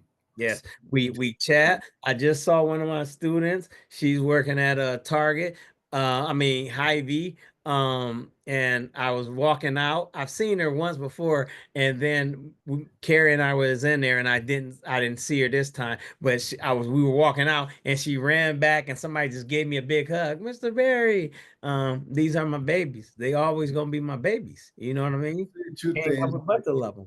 I'm a co-signer what you said. Rest in peace, our auntie Cynthia Berry. But when you used to work at Lowell, remember, I used to always tell. I didn't say that. I didn't say this at the time at the funeral, but when I was just saying how I used to see the students come up and say, "Hey, Mrs. Berry, Miss Berry," and they used to hug and love on Cynthia. Ah, Shada Cynthia. I used to see that with you too. I just see how much they came up and show you the love because for those that are not aware, I mentored in the Waterloo school system for over Yeah. 15 to 16 years. And one of my assignments was with Devontae Johnson at Law. Still got a relationship with that young brother to this very day. Went to his graduation at Hawkeye Community College just this past summer. I mean, yeah, this past summer. But my point is that relationship is going to always be there. But here's what I wanted to ask you: when you just, it sounds like you guys though are set up to fail, and just taking a deeper esoteric knowledge of the term, which you just said, education is training animals. So if you know not so much the terminology, but since you do know from your higher wisdom that you're literally following the curriculum that's sort of designed to train animals and not human beings. You guys sounds like you guys are literally set up to fail. Yeah, it's set up to fail because it's set up to create a big gap. Okay. It's set up is the institution of education was built off the Prussian model. All right, Prussia was that model came from King Frederick II, and Right. King Frederick II is a man who was idolized by Adolf Hitler. Okay, Go. but and so what was happening is they got him and his father. His father, the first was getting beat by Napoleon in the war, and he was getting beat by Napoleon in the war. And so he realized that the reason why they were losing the war was because the the young because at that time they were young men like the ages of probably 13 14 on up, Right. and fighting too, but and the adult soldiers, they were disobedient. Okay, they weren't good listeners and stuff like that, so he implemented this model to this education system, and the education was that model was implemented to produce soldiers, Mm. obedience, Mm. compliance, and so soldiers and employability Mm. workers. Okay, and Just we need to a, be obedient and mm. compliant. Okay. Okay, and so, and I don't know if I think Horace Mann, who was one of the fathers of education here, I think his intentions was probably good, but then guess what happens? What? Guess who gets involved? He's like, oh, let me get in part of this. J.D. Rockefeller. See, people got to understand the What? history of this. You know what Absolutely. I mean? And so J.D. Rockefeller was like, well, we gotta get our hands on this. We can't have everybody getting an equal education and everybody having the same opportunity. So what does he do? He forms the Board of Education. Now it's the Department of Education. So we formed the board of it because we need to control what they learn and how they learn. I got a whole book on it, and the book, and he wrote a whole book about this, Mm. and it talks about, it's teaching military skills and stuff. So it's trying to education in America was built to prepare men for the military, to teach obedience and compliance, and Mm. teach people to go to work. That's Yes. it. I've heard. I That's it. remember reading And, something like and that. so, because they need people in the factories to make their billions. Okay. And so, what they learn, and there's another guy, I can't quite recall his name at the moment, but he the one that helped them come up with this model. So because he initially said that we're going to create this model because we want people to just work. We want to have uh poor people, workers, and we want to have the rich. And so, and we have those middle, and we have those few that will kind of flourish and stuff like that. But the majority of it's going to be, we need people to work our factories so we continue to make our billions. So that model has sustained itself all the way until this Every day. very day. And so that's why it was difficult when we started to change the way teachers teach. Um, we wanted to be more student centered, where students to be having more discussions and students have, and it's hard for teachers to get out that mode because it was like, I say, you do. That has been the model through the For, whole 19th century. yeah. It's been our motto, Yeah. and so the only way, and I don't know, because I got certain thoughts about Trump talking about getting rid of the Department of Education, and I got some thoughts about that, and people might not like my thoughts, but here's the deal: we have to Change. we have to rip down that model from top to bottom. But Rip it's not down the going. whole structure of the American education system and revamp it to meet the needs of these star seeds, these 21st century students, these kids that think differently. act differently, are way vocal, Hey, vocal. aren't scared to tell you how they think and what they feel, aren't scared to ask questions because, you know, I think I shared with you, it would be times where when I was a middle school counselor, kids would get sent to the office and I'd be like, what he down here? What's she down here for? Well, they're talking back to the teacher and the teacher kicked them out and stuff. And I'm like, and so when I talked to the kids, they was like, Mr. Berry, I just asked them like why I gotta do this, you know, and if they would have told me why, I would have did it. Mm. Teachers aren't used to that because we're used to I did it because I said so. Do it because I said so. Authoritarian position. Authority. And that's been the structure for the whole 21st century, you know. And so Yeah. what we have to do is break down that model. And because these kids are the future, they're not going to just do it just because you said you do it. How They, you gonna they break it down though? Cause huh? that's what to me.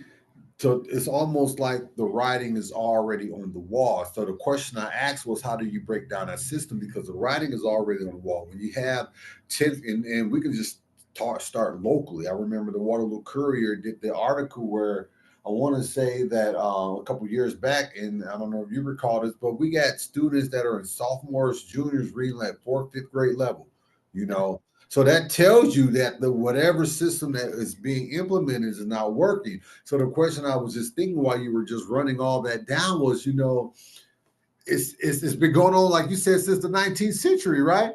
Right, So how do you break that? You've been in the belly of the beast, and you've seen the good and the bad. right. So like that, like you said, people are not gonna like God because we've had the conversation. So I know your thoughts on the Department of Education, but people are probably not gonna like it. But I can understand what Donald Trump's stance on when he said let's tear it down, because and the only reason why I can say I can understand it is because I'm looking at the results. And Right. to me, the result says what is going on under the Department of Education is not working for a lot of students, because you just cannot have these kids reading at a third or fourth grade level when they're in high school. Something is not working. So my question would be, how would you break it down? Is this the start of, if Trump is talking about taking away the Department of Education, is this the start of the breaking down of this structural 19th century archaic educational system? Okay. So, that's a very broad question too. I mean, that's yeah, but I think it's a couple things. Okay. Well, several, but so I think that when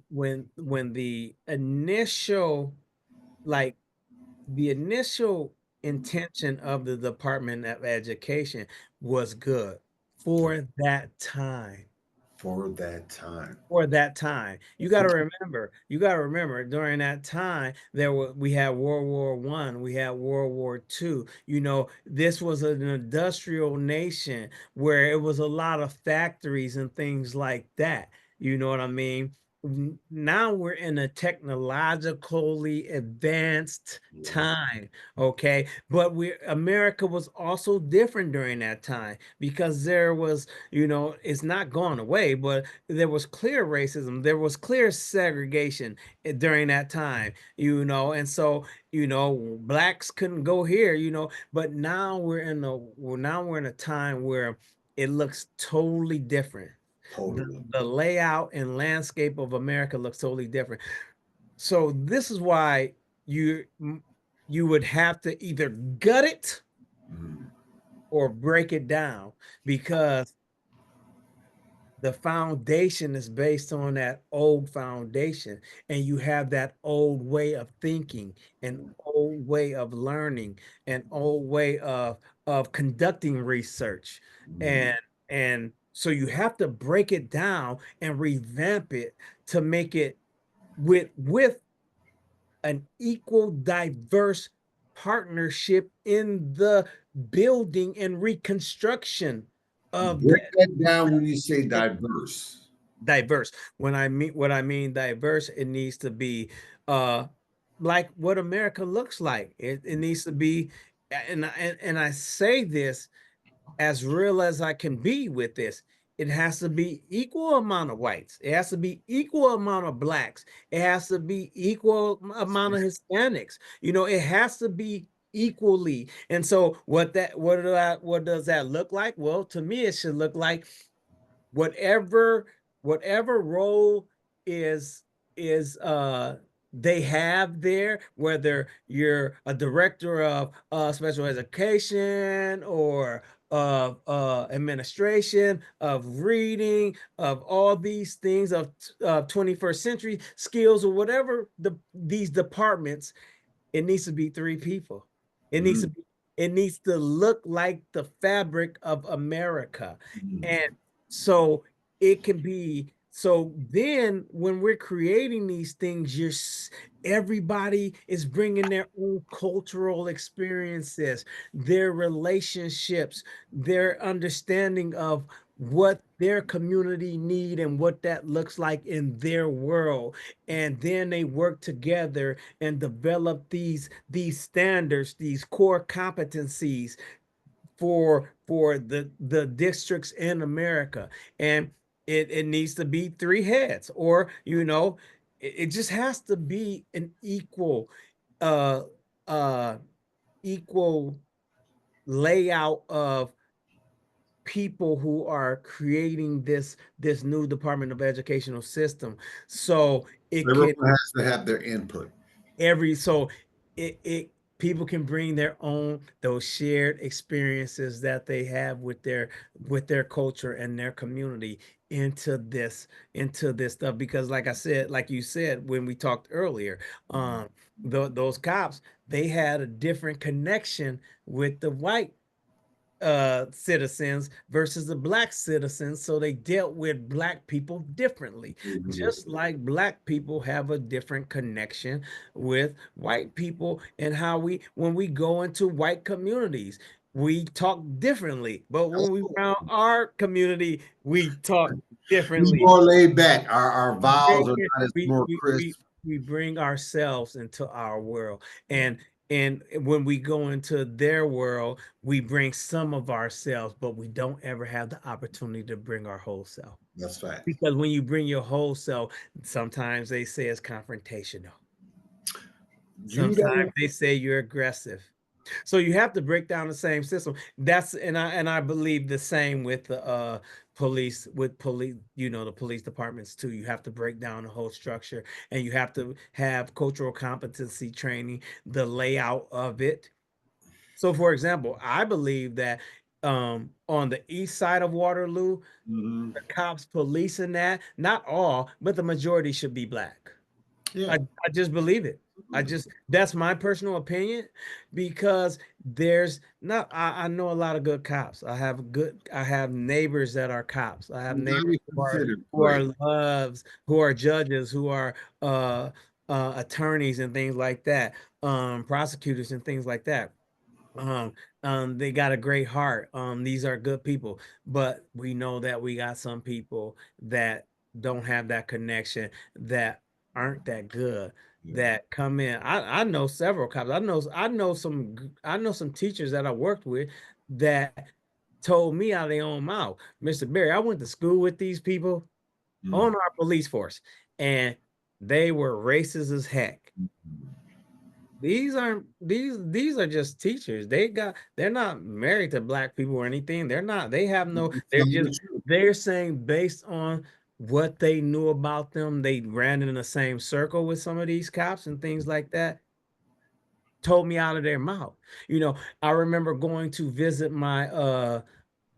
my homeboy Scotty Holdup from Omed Cabinets. That's my white brother from another mother right there. That's my boy. Always had my back. When I went to go see his son, they do like a homecoming parade or something like that. Mm. Um, and when the kids, they share about what these kids wanted to be, and there was no black kids there. Mm. Um, um, and a lot of the kids wanted to be cops.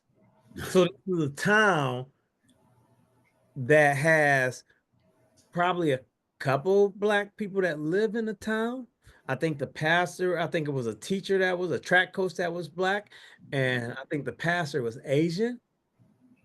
so they like when I went to that town because Scott, because he would, it's a small town, it's Clarksville, Iowa. He would just talk about me, and all his friends, all the people in that community knew who I was because I'm the only black there guy there coming to see Scott. Scott done talked about me to everybody and stuff. My brother Ro coming and stuff like that. So everybody can't wait to meet Ro. But what I'm saying is when you have kids from smaller towns that want to be officers and come to our community and get jobs, I mean, do a survey on how many of these kids are from Iowa, Mhm. these police officers. That'll be interesting to do, like a survey of how many are from, not from Iowa, but from Waterloo, Iowa, Yeah. versus small towns. Oh, Because 95% from small because town. that's eye-opening, and that can tell you because they don't have the experience. They're not watching like when we see TV, cuz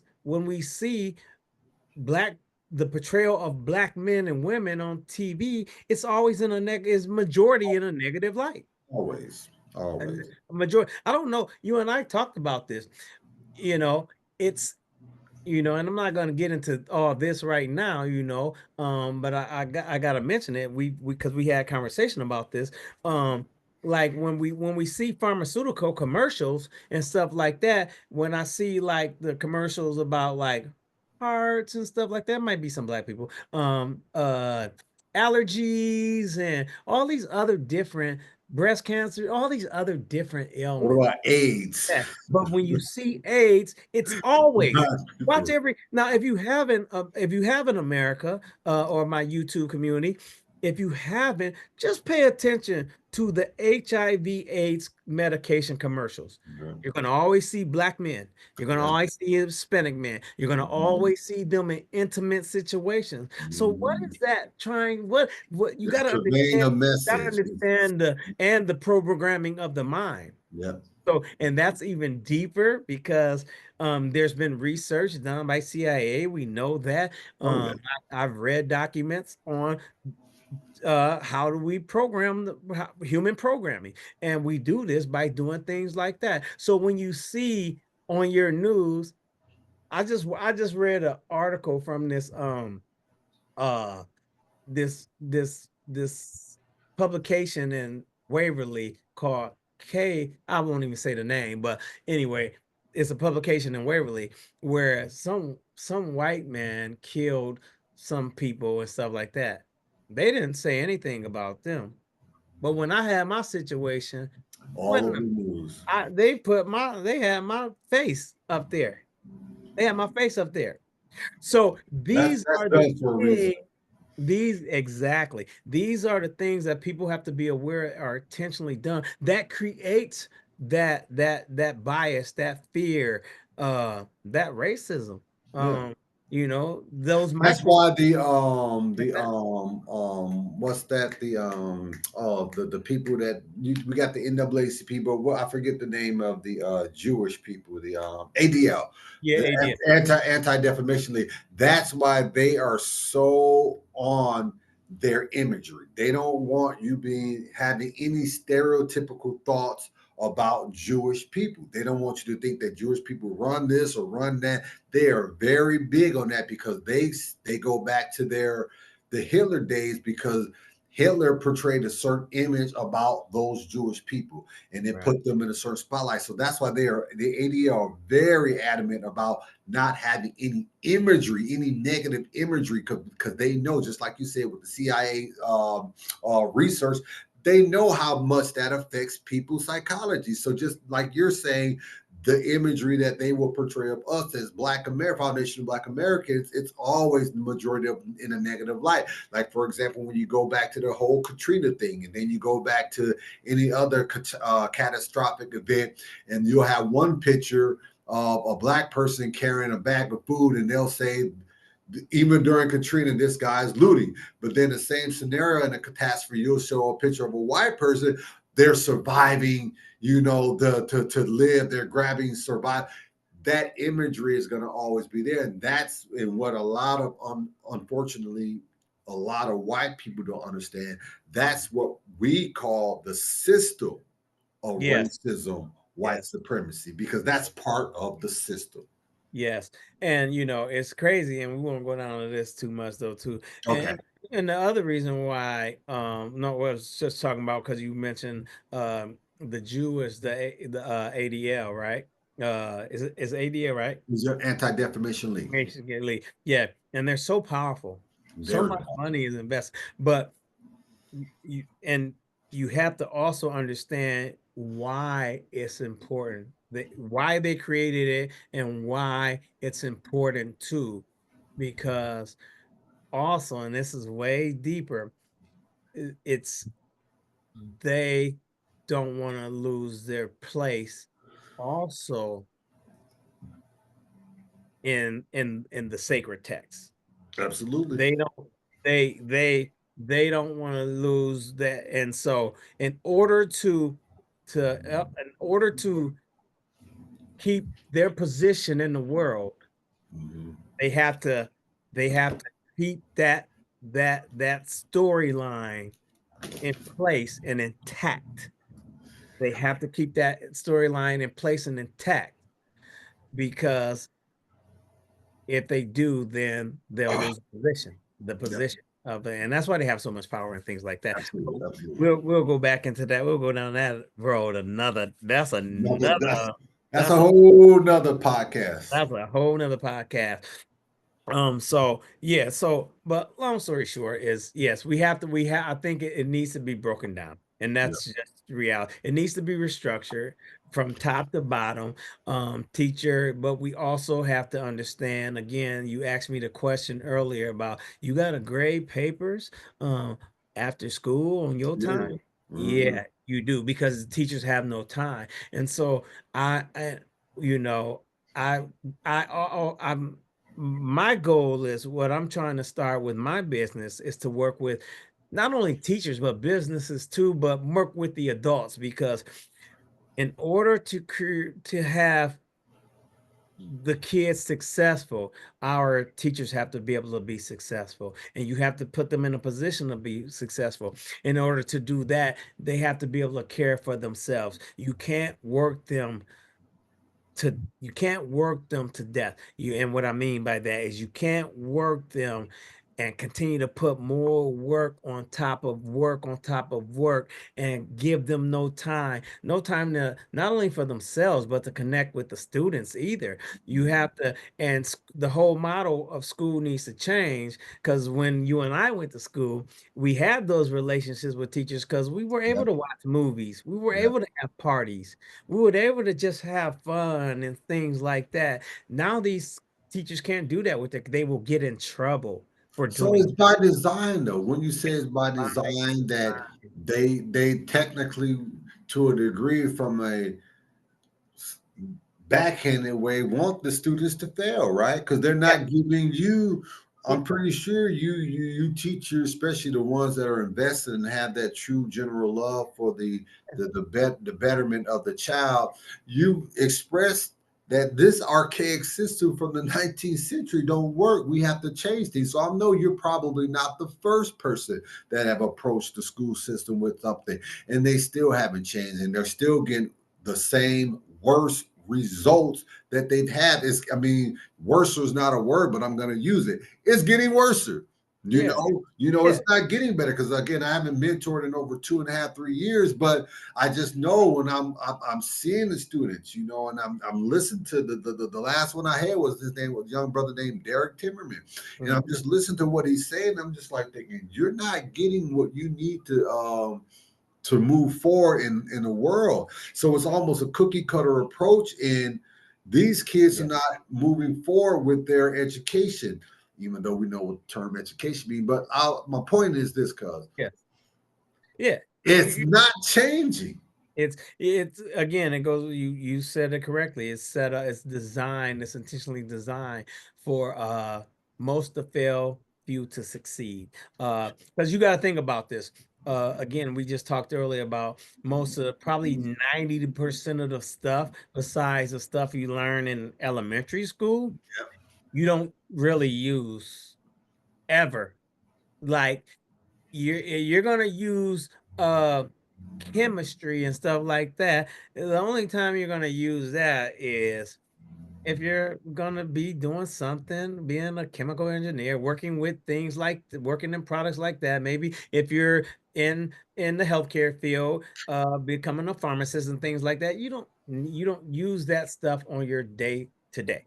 Okay. No, You no. don't use that stuff on your day to day. You don't use algebra at all unless you're an engineer or you're a maybe a computer programmer and stuff like that,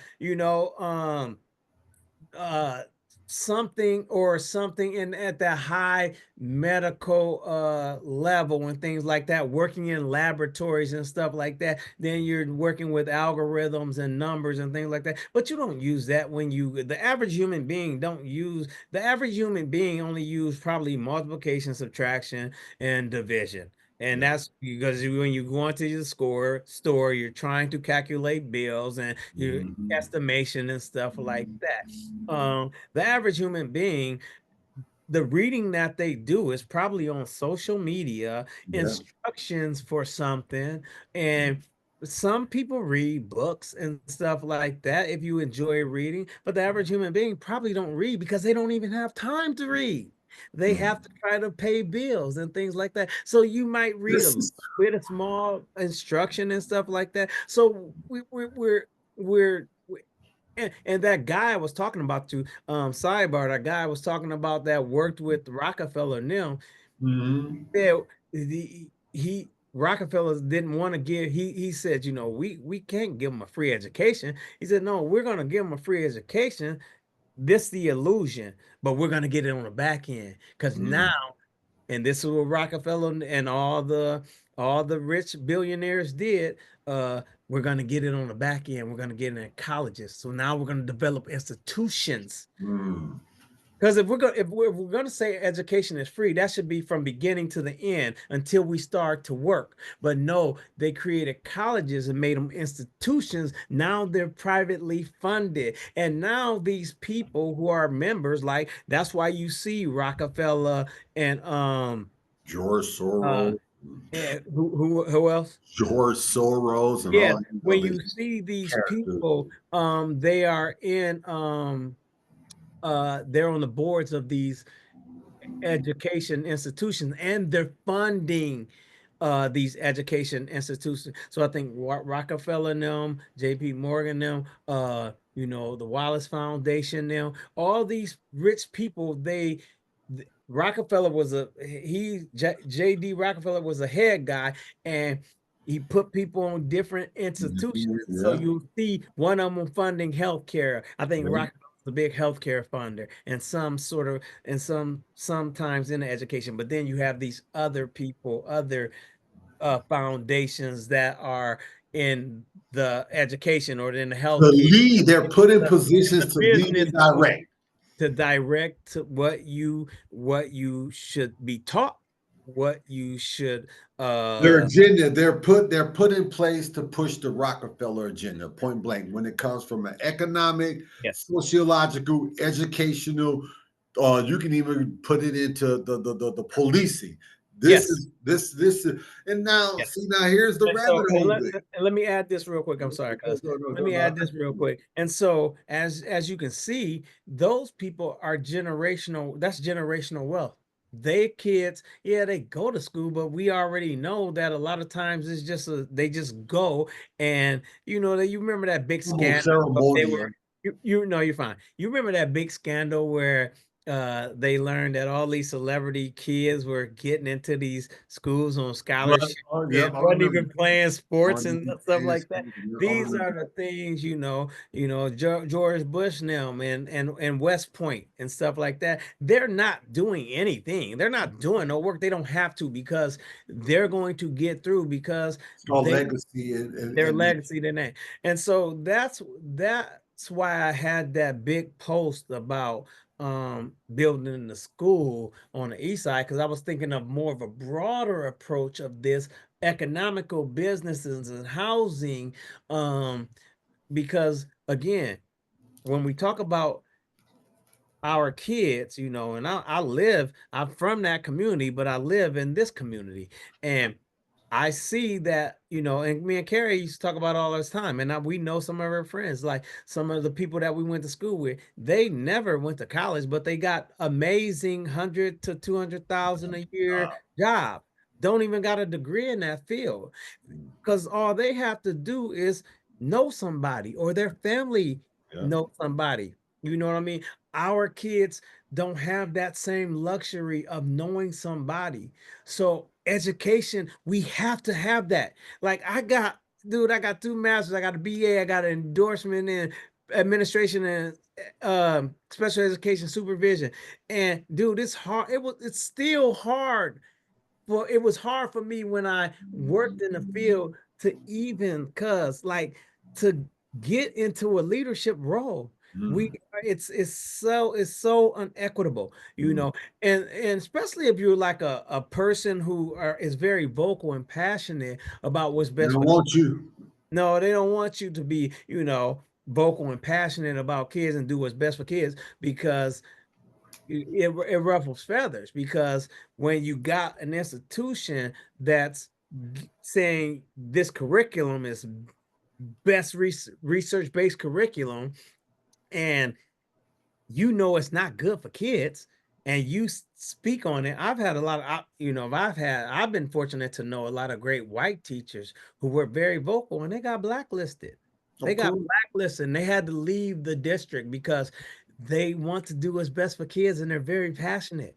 So that And tells you everything then right there. yes, yeah. That tells And you so everything. yeah, and so when you have that, you know, and when you're black in this area, it's very, very difficult. When you got a smaller community with a smaller population of yourselves, that leaves very little opportunities. Where does the parent role plays a part in their kids' education? Because I see, to me, just everything you're saying, I'm like, the results tell you that you are 100% correct. Everything that you're saying. So then I'm like thinking in the back of my mind. So now, because now I'm bringing in my mentor thought process, because I know I've walked into plenty of single parent moms' homes. And the Mhm. first thing I thought in the back of my mind, I'm saying, this kid don't got a chance. Yes. Your home life is so jacked up that everything I'm putting into you, the love and the energy, the education, we going to the library, we doing all of these things, you're in school, but then you go home and you go and get back into this particular environment and you just lose. I won't say lose, but pretty much that's the only word I can think of is you lose everything. So I would ask you, where does and let me give a story, because I was in That's a good question. I I got a was in the I dairy. got a Let me. very I'm and gonna I got an answer that's going to be controversial, but it's let go me ahead, go ahead, finish your before story. let me finish this. Let me give you this. I was in a Dare to Be Kings program. It's a nationally known program that specifically designed to target troubled youth, a lot African, quote unquote, African I American I, students. I coordinated and Yeah, you know about it then, right? Ed Thomas, yeah, at Yeah, you Anthony Thomas. Okay, yeah. so you know about it. Yeah, I think you put me on it. But anyway, I was in it for one summer. Mhm. And long story short, I just remember this it was these two boys was trying to fight. Yeah. And I'm just trying to break up this. I'm trying to break up the boys. No, you can't be fighting. Now they say we're not allowed to touch him, but like, look, you ain't finna fight. I mean, I'm holding the boy back, and then I was finally able to get the boy back, and I bring the young brother over to the car. I'm like, come on, brother. I'm giving him all the positive. He ain't hearing it. And then I just like, I took my mentor hat off. I said, you know what? If I was your father, I'd take my belt off and I'll whoop your ass. And I said, because you need that. Because he was a really bad student, right? So then about a week later, we was in the just doing a normal class, and they was like, "Sorry, somebody want to talk to you." So I go down, and it was his mom. She's like, "Who is?" Because they called me Mr. Sawyer. Who is Mr. Sawyer? I said, "Oh, I am Mr. Sawyer." She said, my son told me you was gonna beat his ass. She wasn't hysterical, but she was, you could tell her energy was up. And I said, I said, ma'am, I did tell him that. I said, but I told her, I said, you know why I told her? I said, you know why I said that? I said, because he was trying to fight this other young boy, and I kept trying to tell him back. And I did tell him, I said, if I was your father, I would put a belt on your backside. He said, well, you should be talking to kids like that. And I said, you're right. I did get in my emotion, but I said, let me tell you something. I said, I love that young brother. And when I broke it down to her, and then at the end of the conversation, she calmed down and she was, she was she walked away frustrated, but I thought and I felt that she understood where I was coming from. It was a place of love. But I have to say this, and I'm gonna throw it back at you. I'm thinking to myself, that young boy don't have a shot. If that's how his mom reacting to someone knowing this little boy been acting up, because that's the reason why he in the class. Because he bad. Right. He's in the Dare to Be Kings program because he's a bad boy. So now you got young black mentors and black men trying to put our work and effort into raising and changing the direction of where he may go. And this is how you react. This young man ain't Right. got a chance. So now I'm gonna throw it back at you. Where is the parents' role? So I'm gonna work backwards. I'm gonna start off with that one. Okay. Okay. So when it comes to a situation like that, all right, we gotta ask ourselves, why is this parent like like you said, that kid is there for a reason, right? Yep. You're not gonna hurt the kid and you're there to support the kid. Well, we have to understand what part of this is part of the reason why, and this is me personally, just due to my own personal research, my own personal experiences, and just my own lens of this. I think it was intentionally. Of Um, course. and we see it to this day. Of Uh, course. and I'm gonna give a connection to this day with this is the structure ended up becoming set up to take certain responsibilities, I mean power, from the parents. So you got to remember when we were younger, at one time you could discipline your kid. Now parents can't discipline. Now we say we can, but we can't. We can't. Because trust me, I was in a role as a counselor, and you don't know how many calls I have to make based on the simple fact that a kid may come in to school and disclose something about them getting Spanking or whoops or something. getting this and that and that and that, because we are mandatory reporters. Reporters. So regardless, even if our judgment know that, oh, that kid just got a whooping for being naughty, you know what I mean, you still have to make the report. Taking the power out the parents' hands. So what happens now with that is that you're now, these parents, they got people coming to their house, they got people trying asking them questions. And as Black people, and I'm just specifically talking about the Black community at this time, Okay. we're already apprehensive of bringing people of other races into our world on those type of levels. We're already apprehensive about the cops. We're already apprehensive about people in DHS and things like that. Like just working with them, Black people haven't had the greatest experiences and things like that. And so pretty soon, parents, the power is gone. So now parents can't whip the kids. Nope. So kids think they can do and say what they want to say. And And kids know that. parents would say, Mr. Berry, to me, what can I do? Like if I spank them, y'all call DHS. If what can I do? I can't do anything but talk to them. But then this is why this institution plays a part. So then we put in initiatives, which intentionally it probably was a good thing, but it's not a good thing for everybody. So then we put in something by Laura Riffles called PBIS. Okay.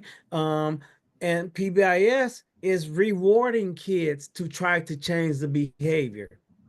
So we're not allowed to discipline kids. We kind of collect some data and try to reward them when they show good behavior and try to like ignore the bad behavior, but also Ignore the bad behavior. ignore the bad behavior, but put interventions in place. So when I say ignore, don't give too much attention to the bad behavior. Give attention to the good behavior, far as incentive, some type of incentive, and then put some type of intervention in place for the bad behavior.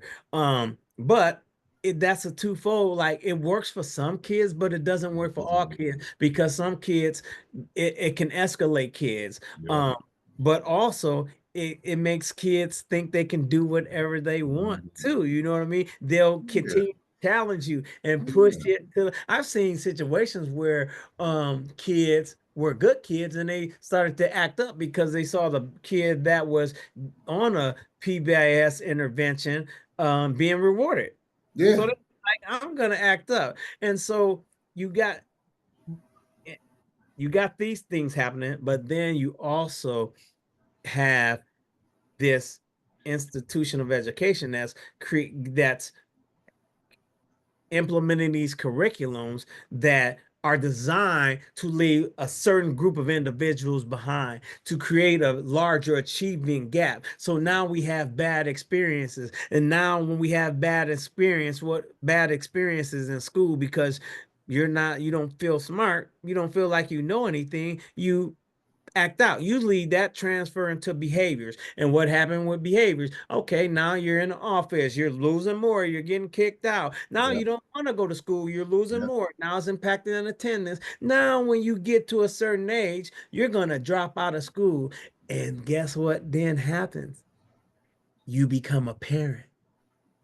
And now you're a parent with a bad experience with not with you So you're didn't saying a child that dropped out of school becomes a parent. becomes a parent. As I'm That's talking what. about, you got to understand that lady that came in acting like that was a kid one time. Yeah. And we don't know what her experiences was in school. So when you got a bad experience based on your sheer experience in school, you already walking in with your guard up, Yeah.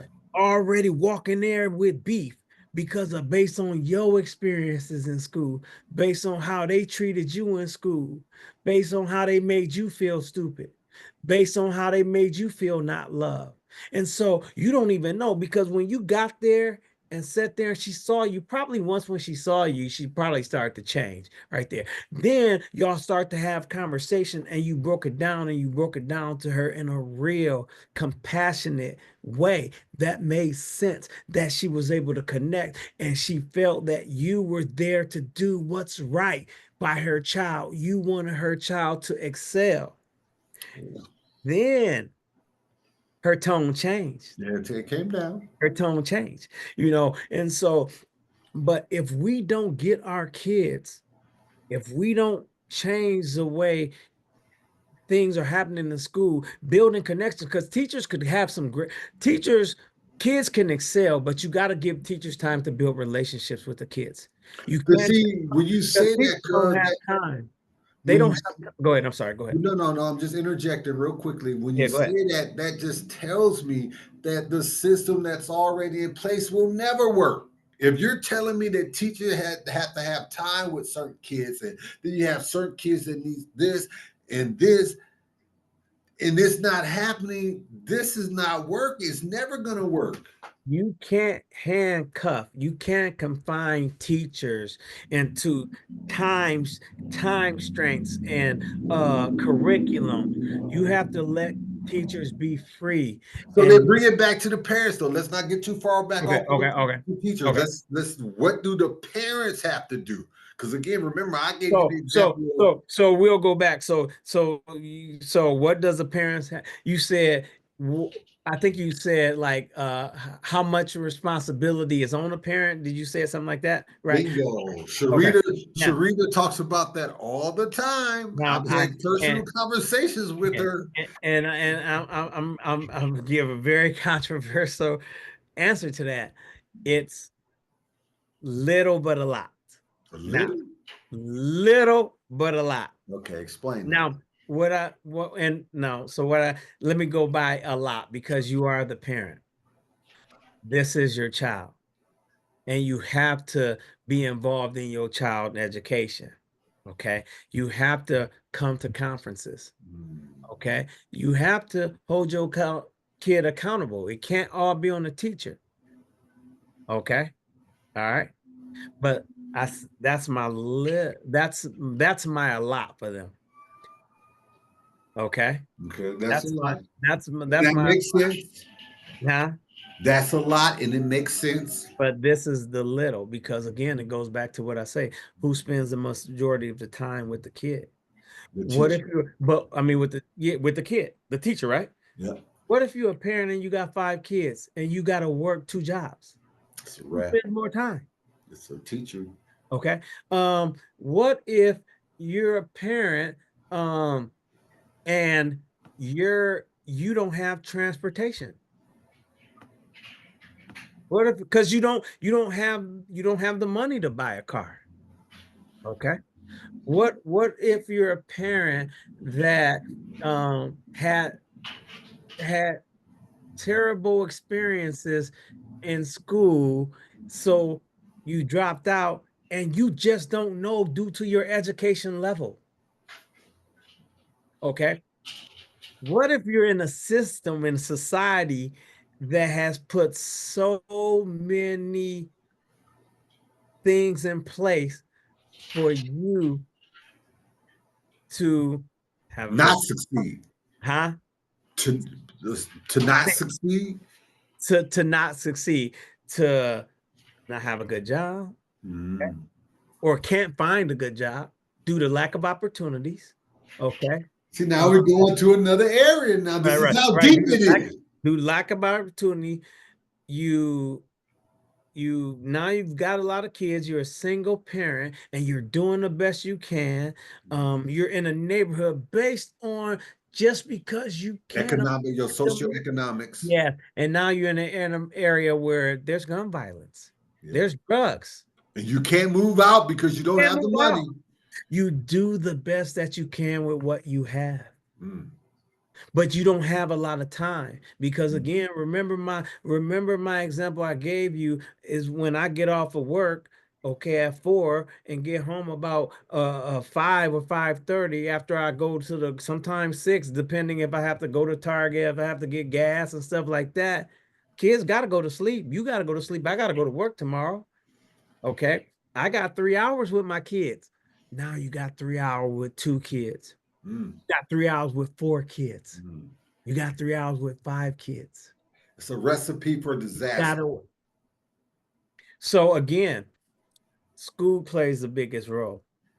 As teachers, my job, and you can ask any of my students, even ask the, and I wasn't even in the high school, I mean the middle school classrooms a lot, because it was grade level guidance. But when I taught my counseling lessons, ask them what I tell you.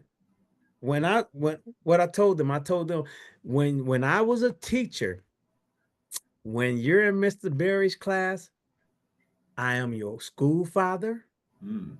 and you are my kids. Mm. And you all are brothers and sisters. Ask Johan and Frost. Ask Genesis Pierce. Ask my student Mackenzie Sharon. Ask them. They'll tell you what I say. We all brothers and sisters. What does that mean?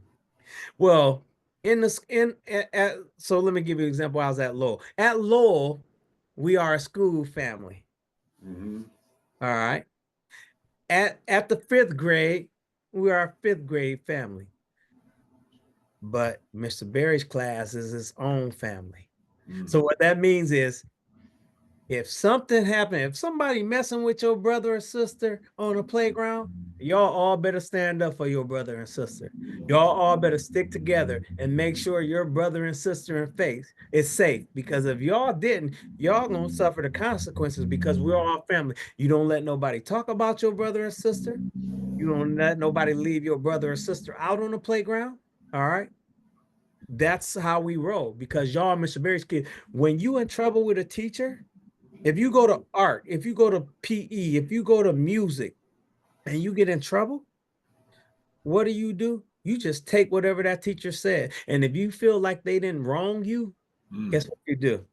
You come tell me, and I will, as your parent, as your school I parent, was just thinking that that. Surrogate parent. I will determine if you made a bad choice. And if I feel like you didn't do nothing wrong, I'm gonna have a conversation with that teacher.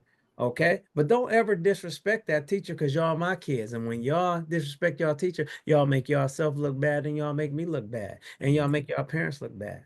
You know Mm. what I mean? And so again, the school, we spend most of our time in school. We spend most of the teacher has the most important role in any kid's life. That's why we're talking about a Miss Hopper, Sawyer. That's why we're talking about Miss Berg, Miss Dawson, Miss Mashek, who is now Dr. Smith now, Miss Fry, Miss Harris. That's why we're talking about these people because they had such an impact in our Significant. lives. Significant. And it's different now because now the teachers don't even they have the impact, but they don't have the time to connect because they keep putting more time and more constraints and more new initiatives on teachers. And it's breaking the school down, it's breaking teachers down, teachers running from the field at astronomical levels. Teachers are retiring early. Teachers have mental health issues going on. You see it Te- all. I've known teachers who left the field and never went back. Young teachers, Mm. young So you're going to always continue to have this school to prison pipeline pipeline until we change it. Because until we not break only through. not only change it from a educational standpoint, but let's go back to when you just was mentioning this mom maybe got 3 kids, single parent, worked 2 jobs to survive. She ain't raising them kids. So Mhm. now we're not only talking about education, we're talking about the society. The society is not designed for the masses of people to prosper because you already have it locked in that you're not going to, the average people, what they say, the average wage, I forgot what they say. My point is, you're probably working at, if you don't got a college education, you're Mhm. probably working at a job. If let's just, I'll give you the betterment. Let's say you're working at a job where you do not a fast food restaurant. You're making what, $20 an hour? That's still under the poverty line, right? Is it $20 an hour or a little bit Yes, over? But you're not gonna be. My point is, you're fast not. food is probably making 13, 14, 15 an hour. But my point is, there's a lot of jobs like that, Yes. especially for those individuals that may not have the quote unquote education. My point is this: if again, this is wrap putting this all in a bow. Mhm. We already discussed how bad the educational system is and how the system is not giving the teachers the opportunities. We know the foundation of the educational system, the Rockefellers, on top of the educational system, what they're doing in society and economics. So we know that the system, not only education in the society, is designed for everyone to fail. So we Right. already know what's going to continue to happen, right? We're going to continue to get these kids with education because they are the studies in science already show that you either drop out of high school or you have can't read, you're going to go to prison. The Yeah, I studies mean, show it. what is your options? If you can't, all right, if you put people in a pressure cooker, the pressure cooker gonna pop. So if you put people in an area where there's crime, there there is a lack of opportunities, um, you can't pay your bills, you can't survive, you're gonna do this is human nature. You're gonna do Human nature. take to survive. You're gonna do whatever you can to survive to feed your family. You know. Now, here's the deal. Um, uh, I want to say something real quick. How many movies have you seen? I'll name a few. Freedom Riders, Dangerous Minds. How many movies have you seen? Lean on Me with the principal. How many movies have you seen where teachers have made such a huge impact and inspire kids to get kids. We don't make these movies aren't made, and a lot of these movies are based on true stories. Mhm. The role Yeah, we as educators, we can't control. We always say this. We can't control what happens outside of the school. We can only control what we do within the building. Yeah. Okay. And so we have to love, be empathetic, be compassionate, um, and uh go beyond the realms of the school to go into these communities, because when you go into those communities, that's how you build relationships and cultural competency. That's how you get, if you're a teacher, I've told many teachers, if you go to one of these events, go to area where the parents are at. And when we have these things on the east side of Waterloo, our events on the east side of Waterloo, go into those Go areas. to that. Yeah. You'll run into these parents. And once when they see you outside of that element, your relationship gonna change. Because It's going to change when naturally. you got the Naturally. parent on your team, when you have a great relationship with the parent, whatever you say that you want to do with their kid, they're going to trust and believe in you. I've had teachers tell me though, cuz that the parents will always side with the children. Yeah, they do. But not all the time. Okay. But when that happens, is the teachers don't have a good relationship with the They just parent. have a good relationship. You haven't called the parent. You haven't called the parent about the good things. You're calling the parent about the bad things.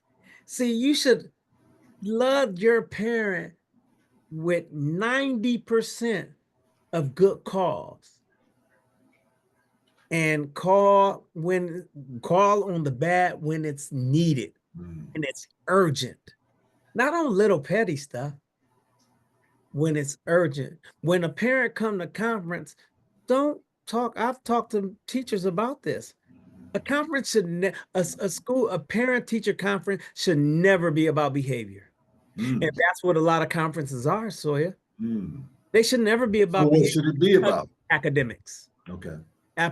Academics. And what part of the academics of what your kid is doing in the classroom academically, Mm. where they are in relation to their peers, and what our plan is to do to get them where they need to be, or just discussing where they are, and what supports can I do as a teacher for you as a parent Mm. to help support him or her at home.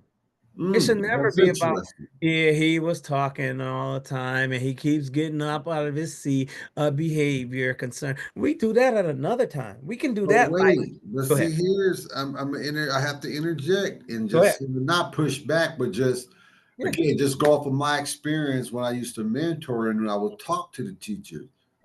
They would tell me parents don't even show up. So Yes. then that's what makes me say it still goes back to the parent. I mean, So, albeit I do understand that so, you're spending the majority of the time with the student for the most part, if you break it down. so what do you do? What do you do as a teacher? There you go. I'm gonna tell you what That's the question. yeah, this is what I do. The parents don't show up for conferences. I bring the conference to you. What that mean? I bring it to your house. Oh, you go to the knock on the door? You See, that's different. go into Do your, all teachers do that? some will, Oh, not all, some. Okay. some will. So the majority don't. I would say the majority don't. Okay. I would say that some do, um, but you have to do it. Mm. So You have now that's not, but you have to that's do it, not in the curriculum though, right? huh? You mean That in their contract? You mean to go to yeah, the, the curriculum of whatever this archaic or okay? curriculum is that part of it. So it's how I guess let me just be specific. Are you going out of your way when you say bring the conference to the teacher, or is Yeah. that part of what you can do under the rules and guidelines of being a teacher? If a parent don't show up to a conference, you go to her or him. Yes. We are told to reach out, and we typically, like, we because our goal is to get 100% show rate. So try to set up another conference Okay. outside of the conference schedule. Go to the home if you want, go to the visit, or make a call and do it over the phone conference. Okay. Okay. But how do we build relationships? You got to go into their space. You got Mm. to let them see that you're comfortable going to their space. Yeah. Listen, when you let parents, all parents, I don't care how bad a parent is, all parents care and love their kids. Some parents just don't know how to, don't have the skills, haven't Yeah. been taught the skills. Because if you got generational parents, just think about this, Sawyer. Just think about this, because if you're a 16-year-old parent, you're not even capable of knowing, having the skills to raise a kid. Okay. Now your kid is a 16, 17-year-old parent. So now you're The coming, cycle. by the time you get grown, you might be partying with your kid. I mean, just just think about it. Like your kid could be at the age, and these parents are coming younger sometimes. Some of these kids are having Yeah.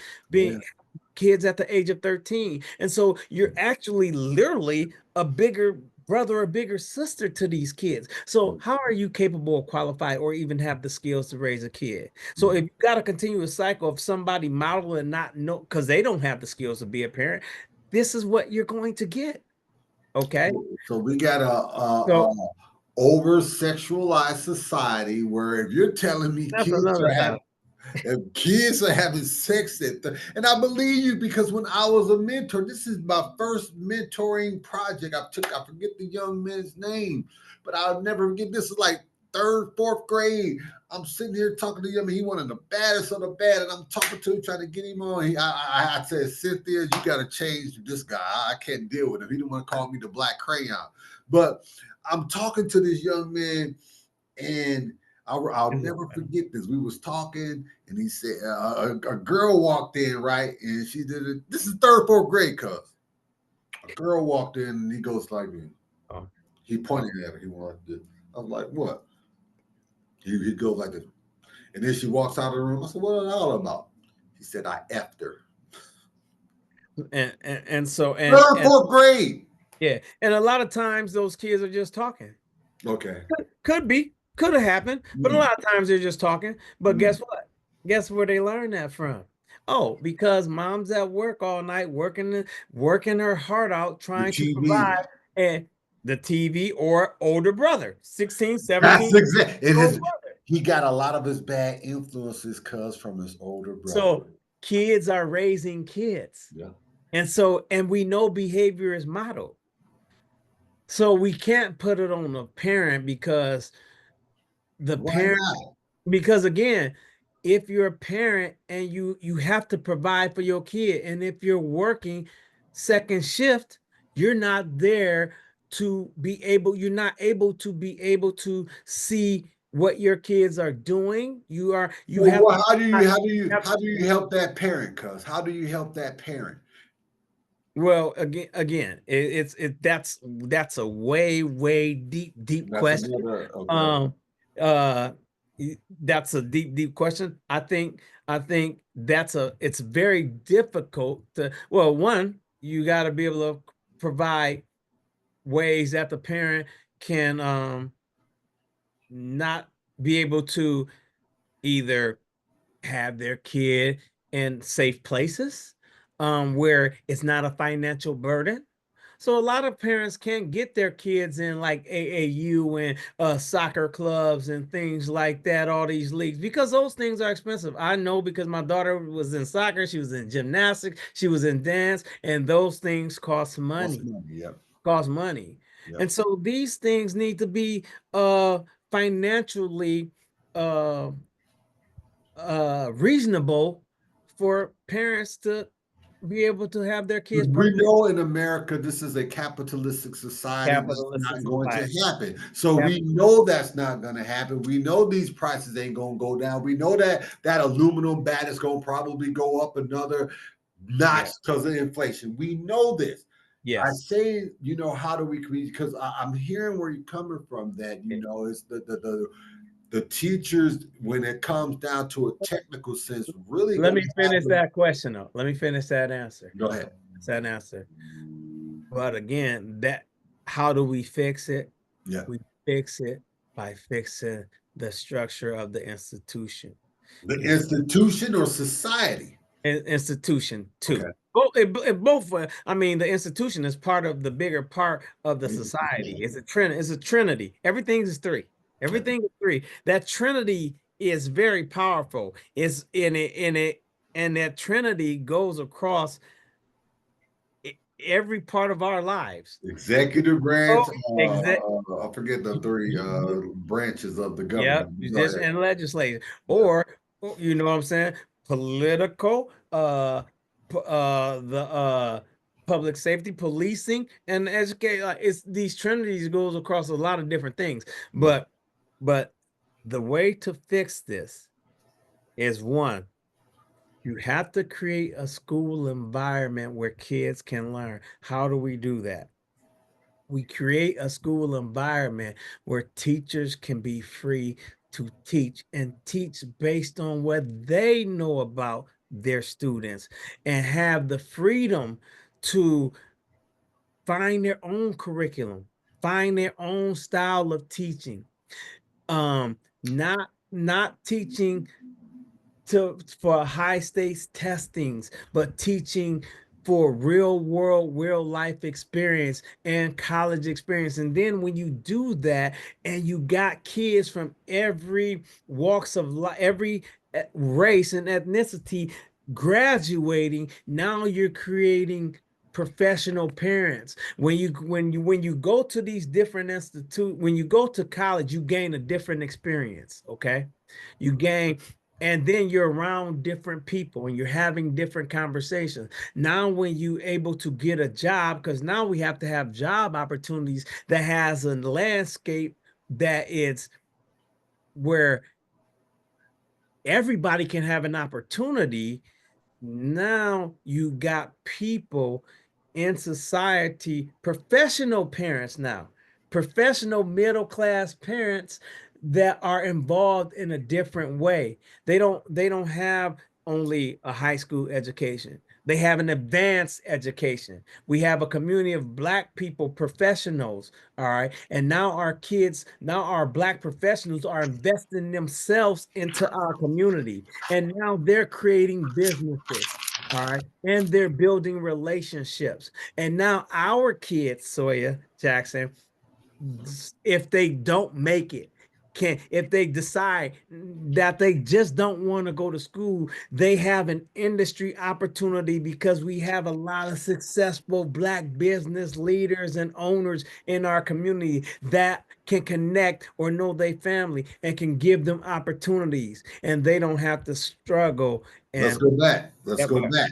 So you're talking private schools I think for because you're I not gonna I get it from the public. What you just I told think me, cuz I think for what? Waterloo, private schools would be a good thing.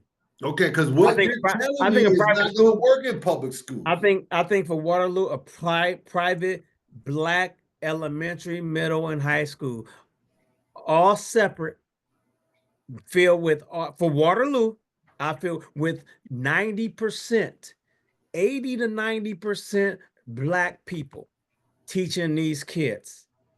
I believe that's That's the only I, way I I because think you've that's already told me what's needed. I think You've that's the already only told way. me what you're facing, and this archaic system is not going to stop no time soon. So So to yeah, me, the solution that you're showing, telling me, has got to be a private based school system. yes, I was in this before, and I'm still in it. You know what I'm saying? I'm still in it, but I was in it thick Mhm. and 14 years for 14 years, and I'm telling you what I know. I'm telling you based on my experience. Because one thing that there's a lot of things that happen that can cause trauma to Black teachers, Ooh, Black teachers, drama. trauma. There's a lot of uh inequitable practices. There's a lot of micro and aggressions and implicit biases. Um, there you sometimes aren't heard. You sometimes are skipped over. You're sometimes uh not able to advance. So for example, you might see some black principals, um and I got opinions on those things, but you won't see a lot of black literacy coaches. You Mm. won't see a lot of black math coaches. You Mhm. won't see a lot of black curriculum directors, or directors of education or secondary things like that. You don't see those things. Like when you see these people in some of these roles, sometimes these are people that are typically um unconfrontational. And Mm. I don't mean confrontational in a negative way, just are more quiet Go and not along, not go vocal. along and get Because along. there's but Sort of essentially go to that. okay. Go along, get along. Go along, get along. They don't want to mess Don't up want to ruffle they don't want feathers. they don't want to mess up their 112, 115,000. They know the system. You Yeah. know what I'm saying? So they just quiet. Let You me just let me get to retirement. you and get to retirement and be done and then talk about it later. You know what I'm saying? I ain't that type of brother. You know what I'm saying? I'm from Well, that community, and I gave my heart and soul, and I became this because of my experiences, and mm, I'm passionate, and I'm not going to just be quiet and let you do what you want to do. I know people that are in leadership positions that have said racist stuff, have done racist things, or prejudicial things to black people.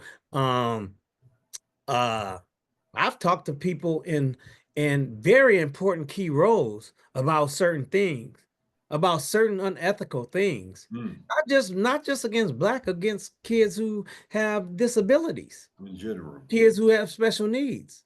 I've talked to them about these things. And guess what happened? I'm talking about people in key roles, not in buildings, in central offices about these things. And what? Nothing Of course. See, that's my point. See, happened. I'm solution oriented based. Things that parents could probably sue for, and I they look past it. So you got to understand how when you're a person of color and you're passionate about these things and you give your all to these things and people don't have the same view and value that you do, but then when you try to make change, people are quiet. They don't say nothing because they scared to, which I get it. They don't want to be retaliated against and things like that, but you're the lone wolf in this. You stop stand right by there. yourself. Stop right there. Uh, The lone wolf. We've yeah, had this conversation in the past, and I'm gonna go.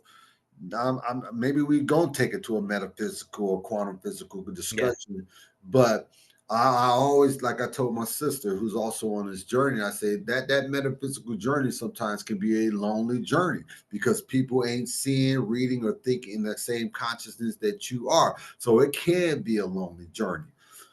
So when you go back to the lone wolf comment, one of the things that frustrated me the most, one of the things that frustrated me the most, not so much that the school system ain't, not so much that the president ain't, your local congressman ain't.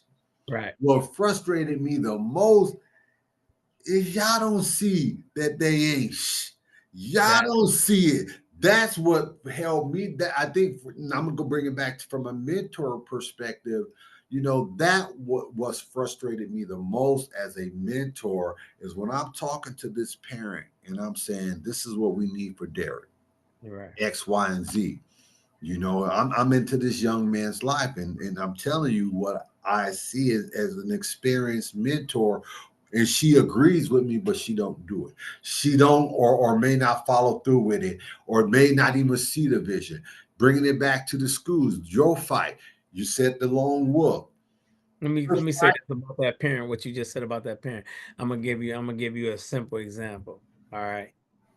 Um, you ain't never baked a cake, but I put the ingredients from in front of you and tell you to bake a cake. Can you still bake that cake? No, of course not. Exactly. Of course So not. for that parent, they probably want that. But I can agree. but when you I don't won't have argue the that. skills and you don't know how to go about it, you feel I lost. understand that, Feel but lost. what I'm Go ahead and saying is go the ahead and finish up. frustration. Just I'm gonna bring it back to you and I want you to keep that thought process where you was at when you was talking about you're going at it as a lone wolf. See, to me, that is where the rubber sort of meets the road. Because if I am as a lone wolf trying to do you see that the light is yellow? It's not green, it's yellow. Slow down. The light is red, slow down. But they're seeing it's green, but they cannot literally see it's red. But you, as a lone wolf, how do you, Roshan, how do you keep going? Because it's frustrating for me. And then that's sometimes me. I have a tendency, maybe it's just my DNA. Well, Sawyer. If you don't know 1 plus 1 is equals 2, Yeah. it's hard. I'm not an educator, so it's hard for me to pull you along. So I always had the thought process because I remember Brother Michael Muhammad. I always loved the brother. When I was married, I'll never forget when I was still eating chicken at the time, right? And Brother Michael Muhammad, we was going to Savers Day, me and my wife, and we Yeah. was following them. We would stop by Kentucky Fried Chicken, and we was eating Right. chicken there. Brother Michael Muhammad said, "Ooh, I ain't seen that chicken in a minute. It smelled good." But my point is, he used to always tell me how bad the chicken is. And but now I get it. I didn't get it back then, but Right. eventually I got it. I say that to say this to land my plane because is I guess my approach sometimes, and maybe it's a bad approach, is they don't see the vision. So I've tried to explain the vision and they still don't see it. What more can I say? So now I'm throwing it back to you as that lone wolf. When the school system don't see this the vision that you're seeing, when the other teachers are, I'm not saying all, but some majority of the teachers don't get it. How do you continue to fight So as the lone wolf? I'm gonna share. I haven't talked about this much. I'm writing a book and stuff like that, and I keep taking things out and adding things That's and part of the um writing but process. yeah, but mm, I'll share with you my experience with it. Okay. When I was doing this, I got in this field for a reason, and I had this passion, this drive, this love. And after being a lone wolf for so long, it begins to break you down. It begins to, but Sawyer, it begins to destroy you mentally. And the reason, let me just talk for a minute before you interject, okay? Yeah, go ahead. Go Um, ahead. yeah, it begins to break you down and destroy you because when you're a real person,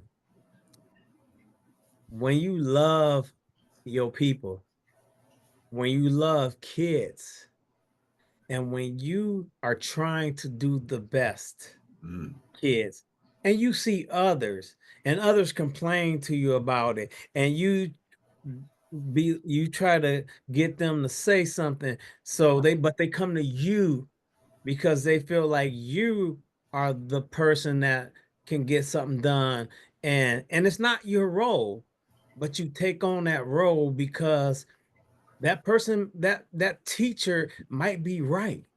All right, that parent might be right, and you take on that role and you continue to do it, and you continue to be ignored, and nothing gets done and nothing changes, and you're doing it by yourself, and everybody, and a lot of people feel the same way you do, but ain't saying nothing, and you tell them it's strength in numbers, we need to do it. Breaks you down. It breaks you down mentally. It breaks you down mentally. And so, and I didn't know it. It broke me down mentally. Like I didn't know this. I'm gonna share this.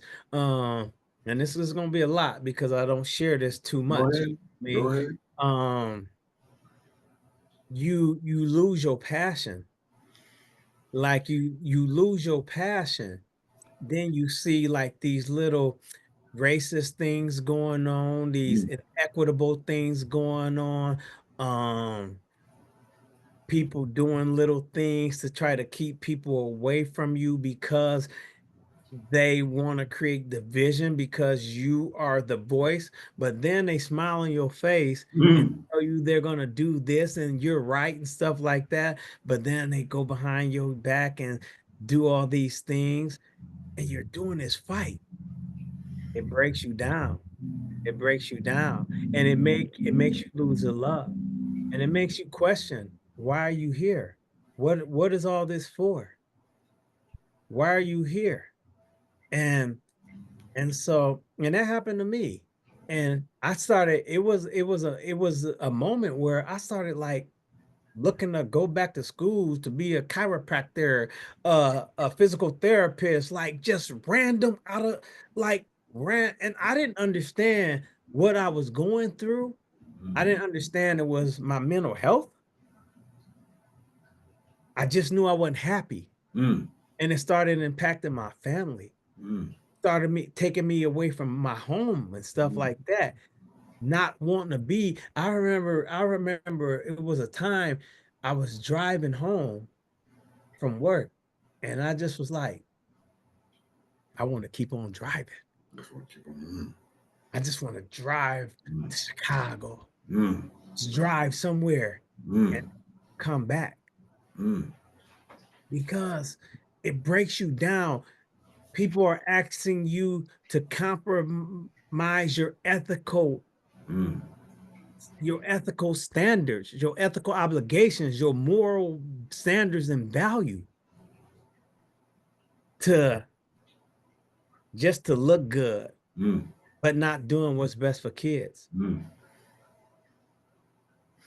And so, I ended up, I had to, I spent most of my time in elementary. I had to leave. But during that time, I was like, you know, Because I you rose up the ranks. well, I was I had a building where I was a leader in the building, but I still it was not all some of the things weren't authentic because I learned some of the things that was being done behind my back because the teachers had more love for me because I was real and I had their back and I supported them, and so they would tell me things and I went and had conversations uh with those leaders about it, and they say they'll change and then it'll happen again and we'll hey and you just feel betrayed and stuff like that, but it just made me not want to do this no more because I saw, I'm like, they really don't care about kids. They really don't want to do what's best for kids. And so it got to a point where I ended up having to move to a different school. I said I just maybe need a change. And so I went to a school, Different environment. daughter, yeah, new environment. I just said maybe that will help me. My wife, Carrie, thought it was the right thing and stuff like that. She was like, yeah. And then I was able to spend 1 year with my daughter.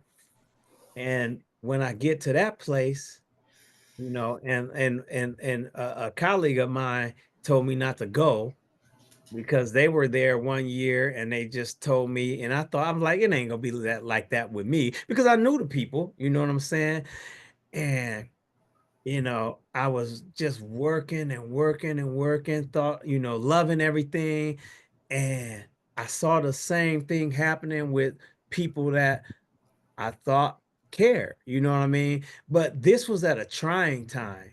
This was at a trying time because like my wife was diagnosed with breast cancer in Mm. January, and my my our cousin was diagnosed with breast cancer, who's like my sister, our like you said, our sister. I lived with her for my whole Growing up. age, you know what I'm saying, at Mm. Barbara Mary's house.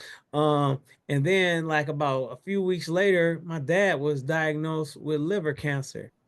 And I'm giving my all. And me being vocal about some things about with an administrator who was wrong, they started to attack me. they start to retaliate against me. Like, but these were supposed to be my people that I grew up with, like went to school with, you know, um, and it was crazy. But during this time, I was dealing with this, and they were, and the person that was the supervisor was trying to, because didn't like that I questioned something that she did that was wrong.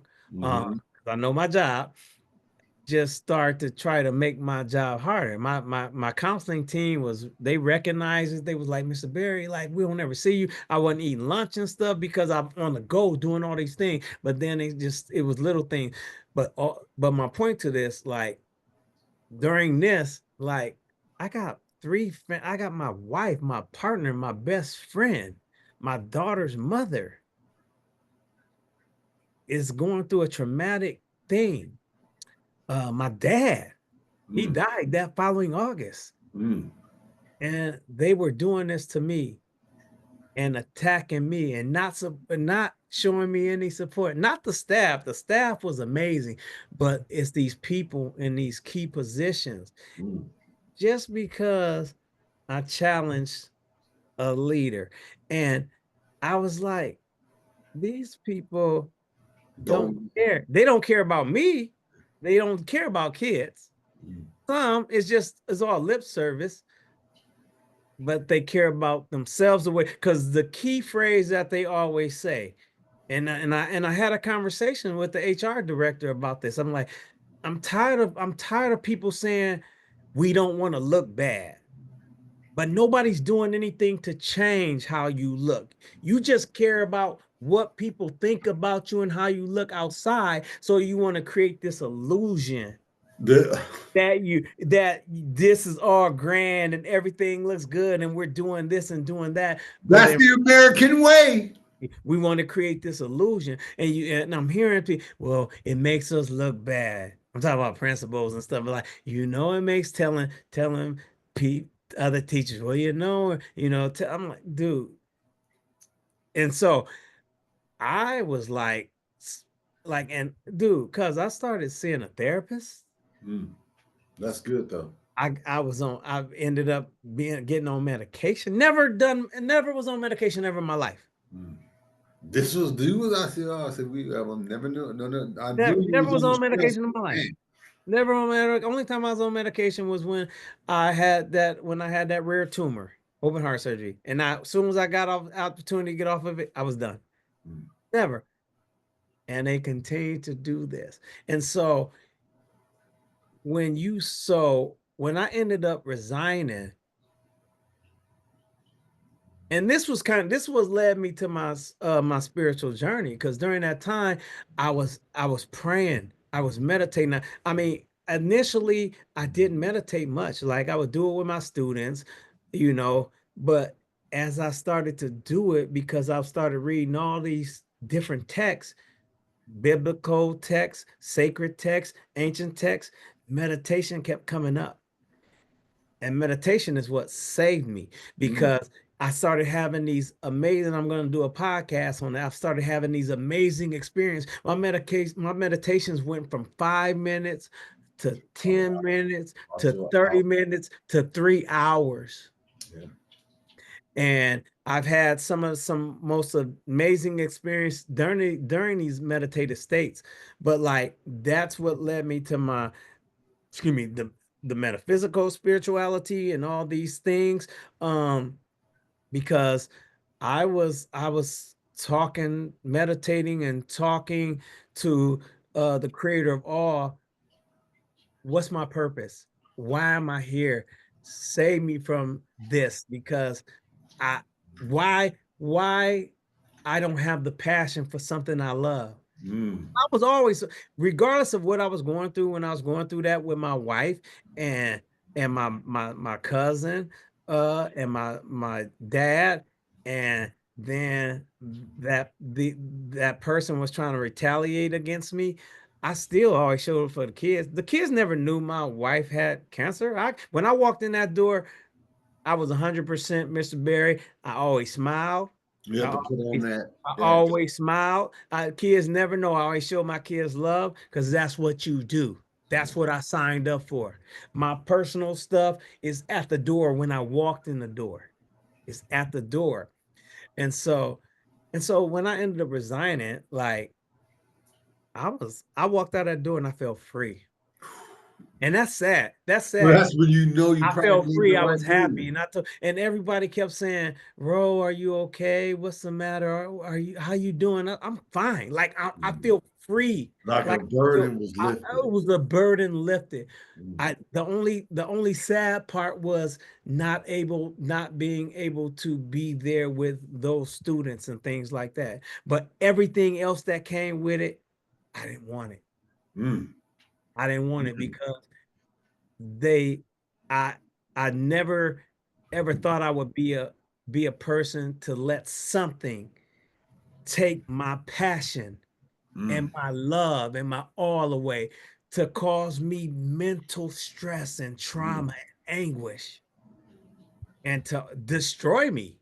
That's the system, And I right? had to, and it's a system. And so I had to use my spirituality, my meditation, my reading to build myself up, to help myself find purpose, to become consciously and self-aware, and to get to a better place where I can now walk into a building and work with students and staff and teachers and stuff like that.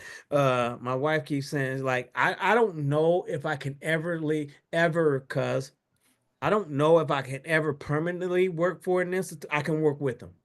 Mm. I can work with Do them you think you as a can help? social, social emotional coach for adults. It's not because it's not the kids Mm. that really it's the adults. It's we got to be better. We have to be better for ourselves. We got to be able to care for ourselves. They have to create opportunities for teachers to be able to love themselves, But care we for know they're themselves. not though, right? They're not. And they have to have compassion and empathy for teachers. They can't continue to put things on teachers' plate. They can't continue to shackle them far as their teaching. They have to give teachers the freedom to discover and to learn with their children, their students, and be able to have fun, connect. Because once when teachers have that opportunity, because I guarantee academics won't be an issue. I Mm. guarantee You think so? behavior won't be an issue. Mm. I guarantee you if they cut reading hours down, cut math hours down, and give teachers the time to have fun with their kids, to talk with their kids, I guarantee behaviors will decrease. I guarantee academics will increase. It, I remi- guarantee. it reminds me when you mentioned the you said it had the afford the teachers the ability to have fun. It reminds me of something what Dr. Phil Valentine used to say. He said, you know, when he talked about the ancient way of teaching, he said it wasn't this sit down in a chair ABC. He said, no, they went outside and explored because their minds are opening up from they just being in the class, dim lights, you know, that whole way of educating. He said, no, that's not the way to educate. That, or at least he stated, that's not how they educated. And when I say the past, I'm not talking about America. He's going all the way back to Egypt and all that. But he was just saying that, just co-signing what you're saying, you have to alter the ways, to, especially with these star seeds, alter the way you're educating these kids. And the way the system is going right now, just listening to you, just like, man, that was stressful, cuz. Because there's four things when we talk about astrology. We got the fire, we got the water, we got the earth, and we got the fire, we got the water, we got the earth, and we got the air. Okay. The kids need to be outside and get some sun. The sun is powerful. Mm, That's mm, the soul. mm, That's what soul means. mm. Sun. All right. Mm-hmm. Kids Absolutely. need kids need air. Yep. That's the breath. That's why the first letter is A, and it makes the I sound, because Uh, I, you're breathing out. You're breathing out. That's the breath that was breathed into us. All right. We need to be outside around water. We can't, our body is made up majority of water. We need to be around water. They need to be able to sit by the lake, and by that's what they did in ancient times. mhm. Right? That's what they did. We need to be in the earth. That's the nature, around trees, around flowers, around plants. All right. We need that. Not And 8 hours in a classroom. and and if you ever read books, there's a great book. This is one of the most important books that I've ever read. It's called the Hermeticum. Okay. The what now? The Corpus Hermeticum, okay, and it's Hermes Trismegistus and Asclepius and Tat, supposedly be his son, and they're having this dialogue and stuff like that. I And just looked it up. and Hermes is teaching Asclepius and Tat, all right, and but it's a dialogue.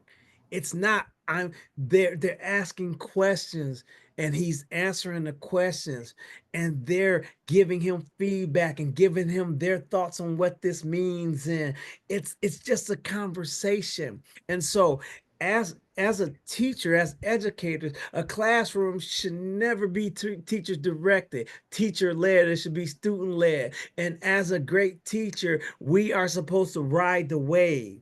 We are supposed to let the teachers lead their own, let the students, excuse me, lead their own learning. And we extend off of their answers and their conversations as they learn and have dialogue and learn amongst one another. And we extend their learning by slowly planting seeds of Mm, information and getting them where they need to be without them knowing that we directed it.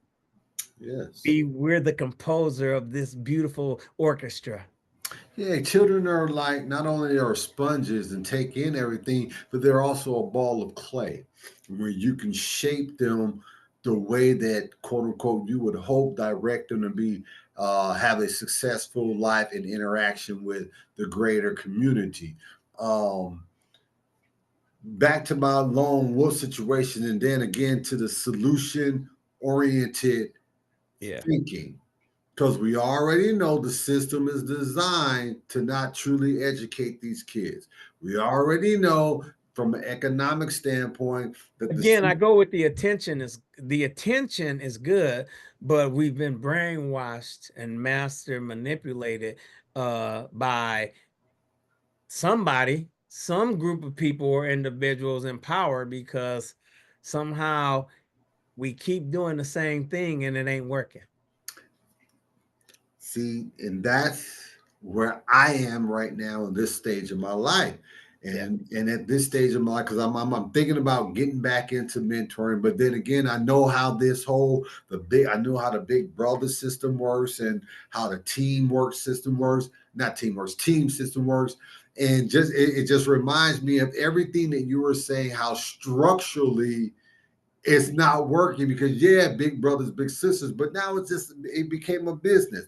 So when I thought thinking about getting back into mentoring, I'm like saying to myself, okay, I would rather create a quote unquote, Say that again, though. You said it became a business, and yeah, big brothers and big. that's what happened to education. That's it. See, I'm showing a correlation.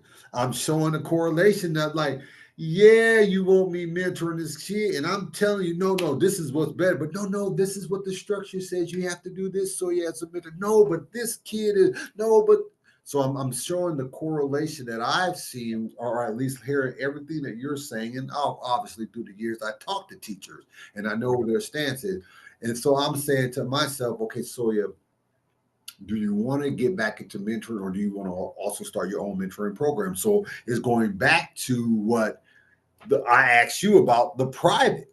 social. educational system? Do we need to create these private schools? So I'm thinking solution oriented basis, but it's a macro to me, because the macro right now, what we were just discussing is the micro, the tidbits, but the macro says, going back to your Rockefeller example, Yeah. the macro says, have you ever heard of Charles Schwab Yes. from the World Health? Not Yeah. no, not the World Health, but the They World own Economic they, Forum. they He found their said own that money. you will own nothing and like it, meaning their whole aspect on humanity is that to create slaves, and just to Yeah. be blunt and per, you just Yeah. you're just you're just going to job, go home, watch TV. That's all you are. You're not going to be anything else. And that's sort of what they want to create. I So agree. when I know the macro, Roshan, when we know the macro and what we know what we are up against, and we know that even our family members Mhm, don't even see the vision or mhm, see the danger. mhm. So how do we approach, or what would you say, how would we or should we approach the system, or is it divine destiny that this is how it's going to turn out? It could be divine, but it doesn't have to be divine destiny. I think divine destiny is for us to become our higher selves. And so I think the only way, because the system, to break down the system that's bigger than us, okay? Um, but and that's something that we can't control, because everybody, we have politics involved in the system, and everybody has the right to cast their votes. But I feel that the true way to be able to break this down is become more conscious, and build up your conscious awareness, become more spiritual. You have to strip away religion. You have to strip away religion. All right. We have to stop getting into, we have to remove ourselves from these categories and become more spiritual. And that means becoming more connected with God. And in order to do that, we have to look within ourselves and look within our heart, our soul, and our mind. Because, when we talking about those trinities, heart, you know what I'm saying? You know, the kingdom, Jesus said, the kingdom in heaven is within you. And so in esoteric teachings, he's just saying, look within yourself. We have to strip our way from ourselves away from the illusion of separation, these categories of race and prejudice. Because that's what they want us to do. They want us to be different, see different, be divided, fight amongst each other. Yeah, Because when you when and work all day, and yeah. work and take away from your family, Mm-hmm. because when you do that, you can't focus on the true words in the Bible. Mm-hmm. Not what the preacher just continue to read, and that little outline that they give them to read to put their service sermons together, the Mm-hmm. hidden meanings. And if you think about every story in the Bible, there's always two sides, this duality, this good and bad, this Always. thing and this negative things happening. That's why we have two nostrils. That's why we have right and left. That's why we have a masculine and feminine brain. That's why we have two of everything. If you step back and look outside of the world, you're going to see squares and circles and triangles. If you look at a flower and look at a mandala, and all these things are, even these symbols that are in these things, are, you can find these things up in the cosmos. If you think about the intricacy it takes a spider, and I know people are scared of spiders, to To build build that a web. build that web. If we think And you about see the geometric forms of that web. geometric forms of that, when you think about our thoughts, how do thoughts come about? Why do we have these things? Why do we breathe? That's what God is, and God is within you. Mhm. All right, that's what the all is. This beautiful world that we have and that we live in, and it's a certain group of people who who and it's talked about in the Bible. And I would encourage anybody to read or even listen to on YouTube Pistis of Sophia, or get the books in the Nag Hammadi library. These books outdate the Bible. Bible. Yeah. It outdates the Bible. These are closer to when Jesus lived. These are the scriptures that they had to hide in the caves. These are those, and it's a totally different story, and it's a beautiful story. But it's a beautiful story about creation, and how you're connected with the creation in the heavens, and how you play a role. But it's a story of discovering self. And once when we get rid of all this nonsense that they want us to fight over, because guess what? The people, the negative force, I call it the lesser light beings, because in the Nag Hammadi library collection, there's a book called The War Scrolls, and it talks about this war in against the lesser light beings and the greater light beings. And so on earth we have greater light beings, but there is a lesser light being here, and that lesser light being is trying to create chaos and trying to create destruction, and they create an illusion in front of our eyes that you have power, you have wealth, um you are better than the next person, but they don't care about none of you. They don't care. A great speaker named Jordan Maxwell, I he said, know Jordan Maxwell. yeah, yeah. I mean, you and I talked about it. He said they don't care if they don't the people who are in control don't care if the president is and this is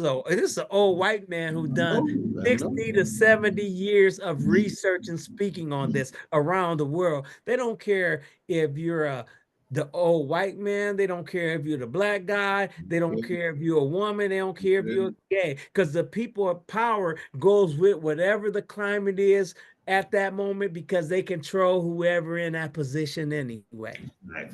I used to have conversations with one of my white friends years ago, and we would have conversations about race, and I would just explain, racism is here, and he understood it, but didn't understand it. But I used to tell him, I said, racism affects white people as well, and he was like, "What do you mean by that?" I said, "Well, you got to understand how racism and race started." And I broke it down to him from the caste system. I said, "You got to understand that back in the when America first started, white was a caste system, meaning if you were declared white if you own property and land. So white men that own property and land was called white, and those that didn't were of lesser. Now, obviously, when the slavery and all that got involved, then they changed the whole caste system to the whole black versus white. But in the end, like you said, these evil, what you say, the evil Lesser energy, light, lesser light. lesser light beings, they are the ones that's up top still looking at you white folks that, no, I'm above you, and you Yes. just, in my mind, you just as bad as the black person. But the white people, I was trying to break it down to him. I was just trying to explain to him, see, racism hurts you because America is rich enough for universal. I was explaining to him. I said America is rich enough for universal health care, but the reason Yes. why they don't want, when they did the study, the reason why they didn't get universal health care because they thought it would just benefit black folks and black folks would be all on it. And I was like, see how that hurts you? You may have a grandmother or grandfather that can't afford to pay their bills, but that affects you because this, like you said, because this lesser Light light being. being see you like you ain't either. You know, Right. I was just trying to correlate that with an experience that I had in discussing how, you know, these caste systems and this social economic system and these higher ups, when it's all said and done, they see us all as a lesser quote unquote Yes. level, I guess, if that's the word I'm looking for. And this, and because this stuff is in the text. If if you go to the book of Enoch, book 1 and 2, Oh yeah, I you put read. it in there. But he talks about this. He Mm, talks about this. You know, even I talk to my wife about this. She can't. This ain't her thing. This ain't her round. You know, I think, I tell people, like, I believe the reason why we can't find Babylon, I know where they say Babylon was, and I know that was a place called Babylon, but some of these names and terminologies are in the heavens too. Some mm, of them are names of constellations too, you know what I mean? But mm. if you Go don't that know that, route. because they don't want you to know that, because if you want to know who you are, you better look up to the heavens. You better look up at the skies. Skies tell you. Trust me, trust me. But that's a different topic. But I believe the story of Babylon, this is me personally, Mm-hmm. the prophecy. It Yeah, wasn't a prophecy back then, it's a prophecy of because today's time.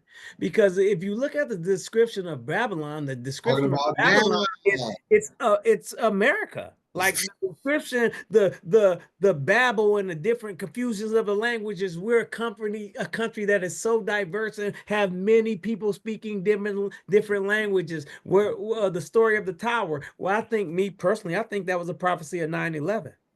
That's what I think. The Tower of Babel that reached up to the heavens, that's coming down. I think these were prophecies, and I think these prophecies are being fulfilled in front of our eyes, right in but front of my eyes. they don't want us to know it, and they trying to confuse it. And the lesser light beings that took control of the sacred text and manipulated the text to make you think that they're talking about individuals, when most of those names, are Mm, just geographical locations. yeah. Most of Genesis is about the, if you don't know this and understand it, but if you read texts that are older than this, most of Genesis is talking about the sky, Mm, the heavens, the the the garden is in heaven. Zion is in the sky. mm, That's what that means. That's in heaven. The Garden of Eden is heaven. The serpent is a constellation in the sky. people The take it literally. Adama is in the sky. The Eve is probably Sophia, which, if Mm, you listen to Pistis Sophia, the Eve is the woman and is attacking the woman, and is attacking the woman because the female, the Sophia, what that means in Greek means wisdom. mm. So, Sophia means wisdom. so there's the creator of all, the masculine creator of all, and then there's the ocean. So when they talk about when they talk about in Genesis, uh the separation of the, put a firmament Mm, around the the around Earth, yeah. that's not just around Earth though. That's around our whole solar system. And if you go to NASA website, I think it's called an elliptical sphere, a sphere or something like that. But Mm, and we have an elliptical line, and then it tells you, and he placed the stars in the firmament, and he placed the sun in the firmament, and the yeah. moon in the firmament. So it's not a firmament on around only the earth. Mm, No, the solar system, our solar system is in a firmament, and the separation was the firmament, the separation was the firmament of the stars in the firmament mhm. versus the stars in the other galaxies outside the firmament in the heavens, that great expanse that is limitless, because this is the mind of the creator of all, You so can't take some of the things in the Bible literally. Now, allegorical and lyric. I can show you, I can show you, I can show you and we can talk about this next time. I can show you the allegory and break it down to you about the Garden of Eden, what the snake mean, because the snake is nothing but wisdom and stuff like that. I used to tell my mama, I And said, yeah, it has nothing to do with that. It's talking about Neil, I our mean, when our you spine. The hell is our root chakra. That's the hell. That's why the root chakra represents hell. And our goal is to raise our higher self. energy, bring We're that energy up. to these energy centers to the crown till we Uh, understand that we're more than just flesh. yep, The Satan is our yep. desire for clothes, our desire for money, our desire for food and stuff like that. The best food. That's why Jesus and and his apostles, they ate the same thing every day. Mm, They wore the same clothes every day, because when you do that, you don't have the desire and lust for good food.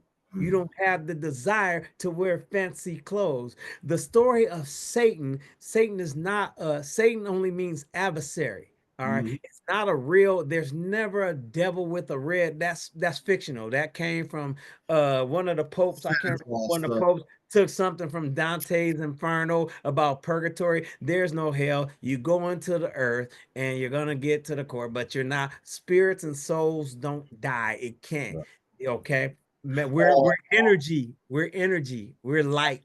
I We're light. told I told I was having a conversation with my mom because she's highly religious, and I said, "Ma, do you think there was a literal snake talking to two human beings? Signal. Well, God can It- do anything." And I was just like, okay. And then I said, and I had to give her I gave her the test. I said, Ma, you know, Jesus always used to say, "You are not your flesh, right? You are not your flesh. Ashes to ashes, dust to dust." And I said, Ma, you know the test. I said, Ma, say your name. She said, Ann Barry. I said, say your name again, Ann Barry. So then I said, say your name, but don't move your lips, don't move your tongue, don't move your larynx. Say your name. right. Did you say it? Right. Did you hear it? Right. There's your God. Exactly. But then Exactly. you are Right. not your flesh. Yeah. You're not your teeth. I just see I'm my arm is moving because my inner being is telling my arm to move. I'm Yeah. walking, I get up because the inner being within me. This is gonna die. This right here, this vehicle is going to die. But Right. energy, we know scientifically, energy cannot be created or destroyed. So I know this energy that resides within me will never die. We know science, you said it correctly, scientifically, energy cannot be created or Created or it destroyed. cannot, and so the story in all these teachings, if you listen to it and understand it and don't let no, because a lot of people don't pick up the book. That's why they go to church. See, if you're claiming to live by the Christ life, well, Jesus didn't go to church. That's why he preached on the side by mountains and rivers. He condemned it because he knew what was Drum happening. rolls or He something like knew that. what was happening. He knew that they were taking money off of people. And look at He the church now. Cause they're taking you listen, I got even a deeper even thought about that. But but but that's why he didn't preach, and that's why they didn't like. It wasn't the Romans that crucified Jesus, wasn't them. It was the Pharisees, because he was getting into their pockets, because he told people don't give them any money. You know what I'm saying? It But all boils back down to money, huh? right, it all boy, and whether that happened or didn't, if people believe it, or it did, or people believe it didn't Look at happen, the story. there's still a message And behind there's it. and wisdom behind it. and so the story, when it comes to these sacred texts, and if you read it, if you read the Quran, if you read the Rig Veda, if you read the Upanishads, if you read uh uh the uh I can't remember Zoroastrianism Okay. Bible is called the Invent some I can't remember the name, it's slipping my But mind this right now. ancient But scripts. if you read these stories, they're all saying the same thing.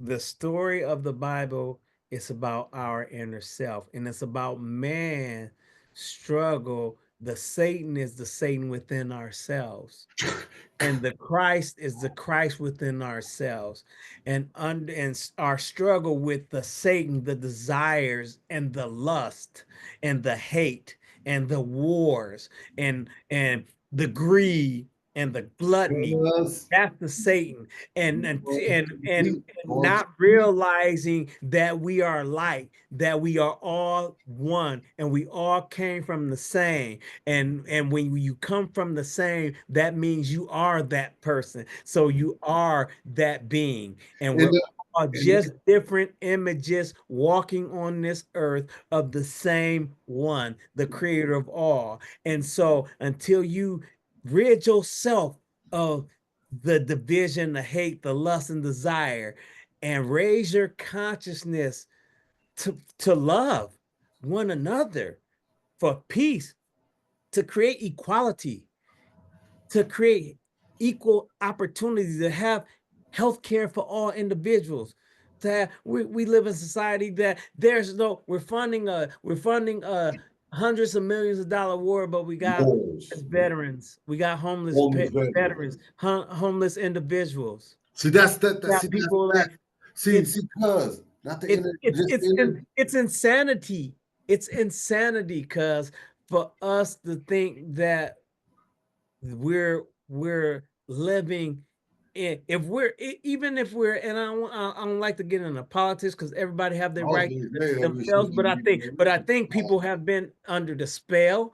um but it's insanity to think that you can go to church and say that you're a good person and doing good, but you're voting for or walking past a homeless person, or not trying to create opportunities or ways for homeless people or people that don't have health care to have access to that, because we have this beautiful land. The earth is alive. That's why we call it Mother Earth. The earth creates, it continues to create. We can never destroy the earth. We can destroy each other. Yeah. We can destroy The earth we will can destroy destroy us before it allows us to destroy it. yes, You'll see yes, earthquakes and tsunamis yes, before we even get to that point. exactly. 85, the what, the 5% knowledge says that, or the 5% say that 85% of the world is deaf, dumb, and blind. So if you Yeah. go with that thought process, because I can literally see it, that 85% are deaf, dumb, and blind. Just like something as simple as you saying you go to vote, but you walk past a homeless man. We put billions of dollars into all these wars, but we got homeless veterans. Now, I, me and I you, watched. I'm sorry. I just want, because you go ahead, said go ahead, go ahead, that, go ahead. because I watched a video. I was watching how these police officers was like, and it wasn't black or white. It was just, it was a white. It was another white lady, and Mhm. she was like, she abused her boyfriend, her boyfriend's mother's dog, because the dog didn't like her, so she got mad and started abusing. I mean, beating him with a Mm. hammer, Oh no. and the passion was like, for that dog, they were so angry that which rightfully so. Like, I Mhm. don't agree with harming animals. Like, we're But you're saying compared to a human being, prepared to, but they will freaking kill a black man. And so snap see of that, a but finger. that's a mentality. That's a program. That's a training. I believe that. That's a training that you've been trained to do that, because to to shoot a black person or strangle a black person in cold blood like they're less, but will freaking lose your mind for an animal. You have to think that person is less than animal. And Uh, it almost me when you say that. It just reminds me of the whole Tamir Rice thing. That young boy didn't even have a chance. The way that cop pulled up against that young man and shot that little boy. It's that training. What you're saying, that They didn't even see Tamir Rice as a human being, almost sort of less than the way they reacted and shot that And little boy. programmed to be animals. I mean, and that's through generational slavery. You see how they used to what they used to do to black people, and that program is still embedded because it's it's it goes down through generation just like generational trauma. Generational trauma is like it's based on, and they've done research on this based on your parents. They did it. It's sad because it was done on Holocaust survivors, never done on. I mean, it may have been done now. I don't know, but it wasn't. The research that I read wasn't about done on black people with slavery. It was done on Holocaust survivors and how these kids of Holocaust survivors and their grandkids have trauma because it came through their genetic DNA. Yeah. DNA from their parents who experienced it, Mhm. which is So imagine what we going through. exactly, exactly. And so, it's disheartening, so the only way we can make this change, cuz, is we have to raise our consciousness. And in order to do that, we have to seek knowledge for ourselves. We don't need nobody to, if you can learn from people, that's great, because I learn from people, but you have to think Do it on for your yourself. own, and you have to think with your heart and think with your God consciousness that's up in here, you know, and I see it. I see it, but I'm gonna go back to what you were saying about as I was going through that journey and I'm not getting back to where, what with the school stuff, when I just, wanted to, I felt like I was dealing with some mental health issues because of what I was experiencing, and Mhm. I felt free when I went on that spiritual journey. Though it's a lonely journey, though. Your journey, Curl. It's a lonely journey. Your journey. Because and I tell Carrie Mhm. this, like, I'm like, I can't even, like, I don't like to go out. I don't go out much, Mhm. ever, like, because when I go out and when you have this awakening and these experiences and you've read all this information, and sometimes you feel like you're going down, like you said, you're going down a rabbit hole and stuff.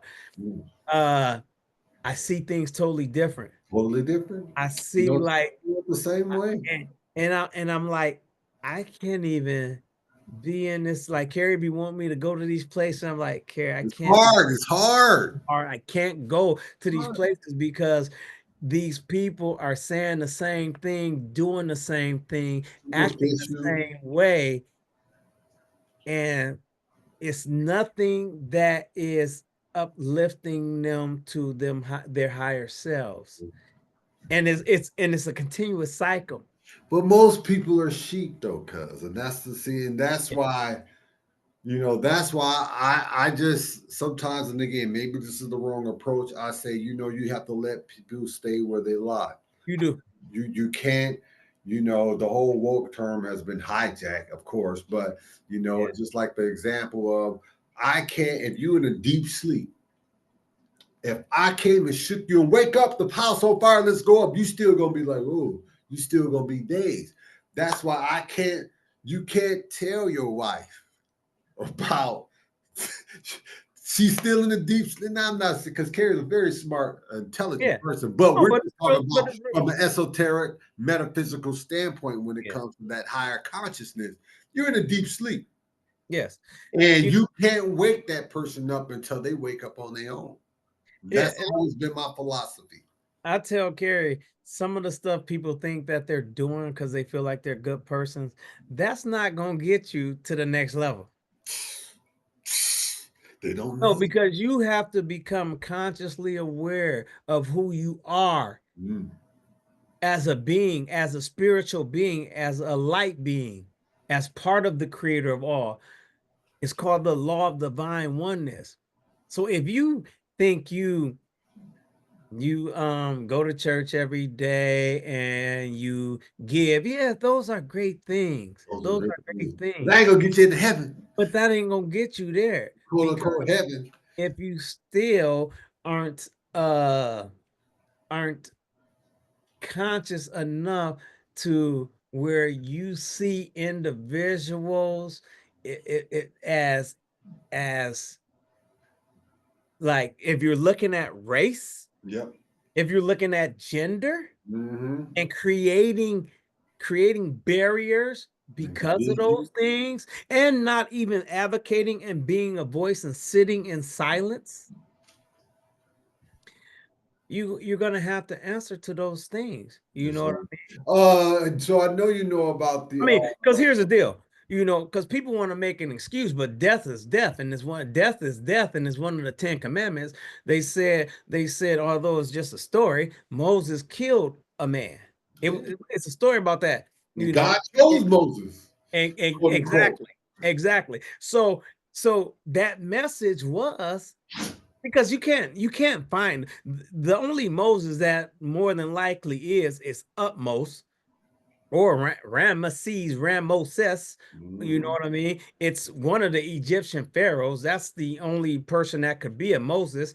Um, Mm-hmm. but and like I said, a lot of the Bible and stuff like that, these stories were taken from these ancient texts and stuff like that. And I can sit down and show people where these stories Oh, you are. can Yeah, show, I can but show I can show is you their text mind that open eh, though? yeah, I can show you these stories in other texts that outdates the Bible fives of tens of thousands of years, and I can show you these texts and these stories and stuff like that. Like the Ten Commandments is just the 42 negative confessions. Then the reason why Moses was able to take those Ten Commandments, because if he lived in Egypt, if he was in Egypt, they had to recite those Ten Commandments, those 42 negative confessions daily. That was part of their daily ritual. So and it's there.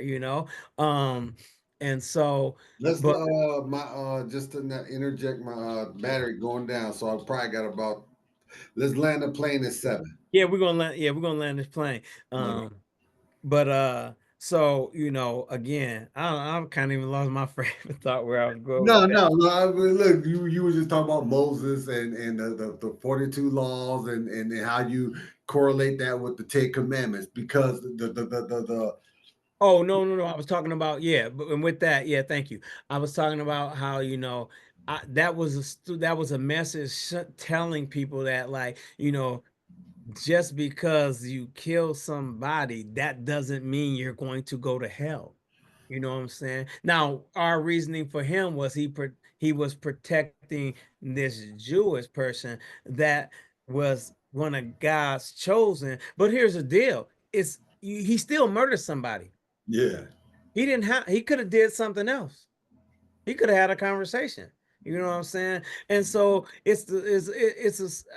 for me, it's a story about, we all have the opportunity to be forgiven and to sin, but yes, um a but sin. we have a sin, yes, but we have to reach our higher self, and through, metaphysical spirituality and things like that. I believe I believe that we're this is like school for us right now. Because this is the planet and is we, cool. All right, and cuz. we have to continue to be better. It's not going to happen overnight because it's too much. It's Yeah, too much. It's the lesser light beings have done too much to corrupt this world and have the power. yeah. And so what will happen is our our tabernacle, our house, and the Bible talks a lot about houses, which is more talking about in the sky, but people think they're talking about like Literal. on earth and stuff, literal houses. Um, our house will expire and deteriorate, but our spirit, our light power will just go into another vessel, another home. And when we come I back, want to go up we there. will I don't we want to will stay have on a this we'll planet. have a little bit more knowledge. We'll be a little bit better. Just like you said, the school. Yeah, it's a school, and we'll have an opportunity to figure this out again. Mm. So you're And you talking can and you can and you reincarnation. can and you can skip grades. And you can skip grades if Yeah. you reach your higher self, if you come back See now, cuz and you you see remember now, some of the stuff that you left your past life with. this is a deeper They, conversation. they talk This about is a it's all deeper in the scriptures. conversation. This is all in the scriptures. Yeah, If but people this is see that see when you say that, most people that's gonna view this video, there's gonna be the gods that under the with that understanding, they're gonna see it, but then there's gonna be a lot of people that won't even understand that whole concept of what you just talked about of how that's this is the that's school. okay. Yeah, but I'm just saying that I want Right. to dive into that Yeah. conversation. Yeah. I want to feed them the information and the Next knowledge. time we're gonna do that. Oh, Because I understand that. This is hard to digest. Cause I you don't know how many nights I was up till 5 in the morning. I couldn't I sleep. believe it because I've I'm been there. listening to stuff. And I Been go there. down this rabbit hole that takes me to another level. And I'm just like, Because it's all connected. it's all connected. But like it's so it gets scary too. Yeah. Scary because when you are hit with this awakening, and again, I'm gonna show you, and maybe we can do that podcast together because you remember I Yeah. talked to you about that image where This one of ain't gonna my be the last guardians podcast, cuz. yeah, one of my guardians, or one of the spiritual elders, made contact with me, and I only showed a few people this, and I think it's time for me now to show the world this, because I'm still trying to figure out what this means, and I've asked people, I've reached out to people, silence, I've went to spirit, uh, I went to a reading and kind of did an angelic reading, and she gave me a feedback, but I don't think she was sure either. Um, but she kind of guided me in some great directions. But I think it's time for people to see it because it's unbelievable. This is amazing, and I ignored it because I didn't know. But as I continue to read and continue to learn and continue to grow spiritually, I know what it is and I know what I have to do. And so now it's time for me to show everybody this. Because maybe somebody else had this experience and maybe somebody can give me some guidance because I'm still trying to Oh, figure well, this that thing is out. But I'm down, going to man. show this image. All right. Hey, Yeah. cuz, listen, thank you for this great talk. I'm going to get this posted. Look, this is Uh, we look, I always did look, we started about 3. 3, and we going. That's how It's we do just it, like though. it went so fast. I'm like thinking, okay, but there's still so much more to say. So much Um, more to say. let Because me Because land. because I do want to I want to connect next time about the this new political world now, the direction of America. These were some of the other topics, but we're gonna put a pin in it right there, and for sure, let's connect. I love you, Love you, cuz. and we gonna thank you for coming and graciously presenting yourself, opening up yourself to the world. You know what I mean? Well, And I just say this, I hope some of the things that I relate to those that may watch this video, just some form of some clarity. I always try to give as much information as knowledge because strongly believe knowledge is power. Appreciate you allowing me to express myself on your platform. But like you said, this won't be the last one. We'll have plenty more of these conversations, cuz. sure. All right, cuz. Peace Love and love. you. Enjoy your night. Love you, cuz, and we'll talk soon. That's right. All right, cuz.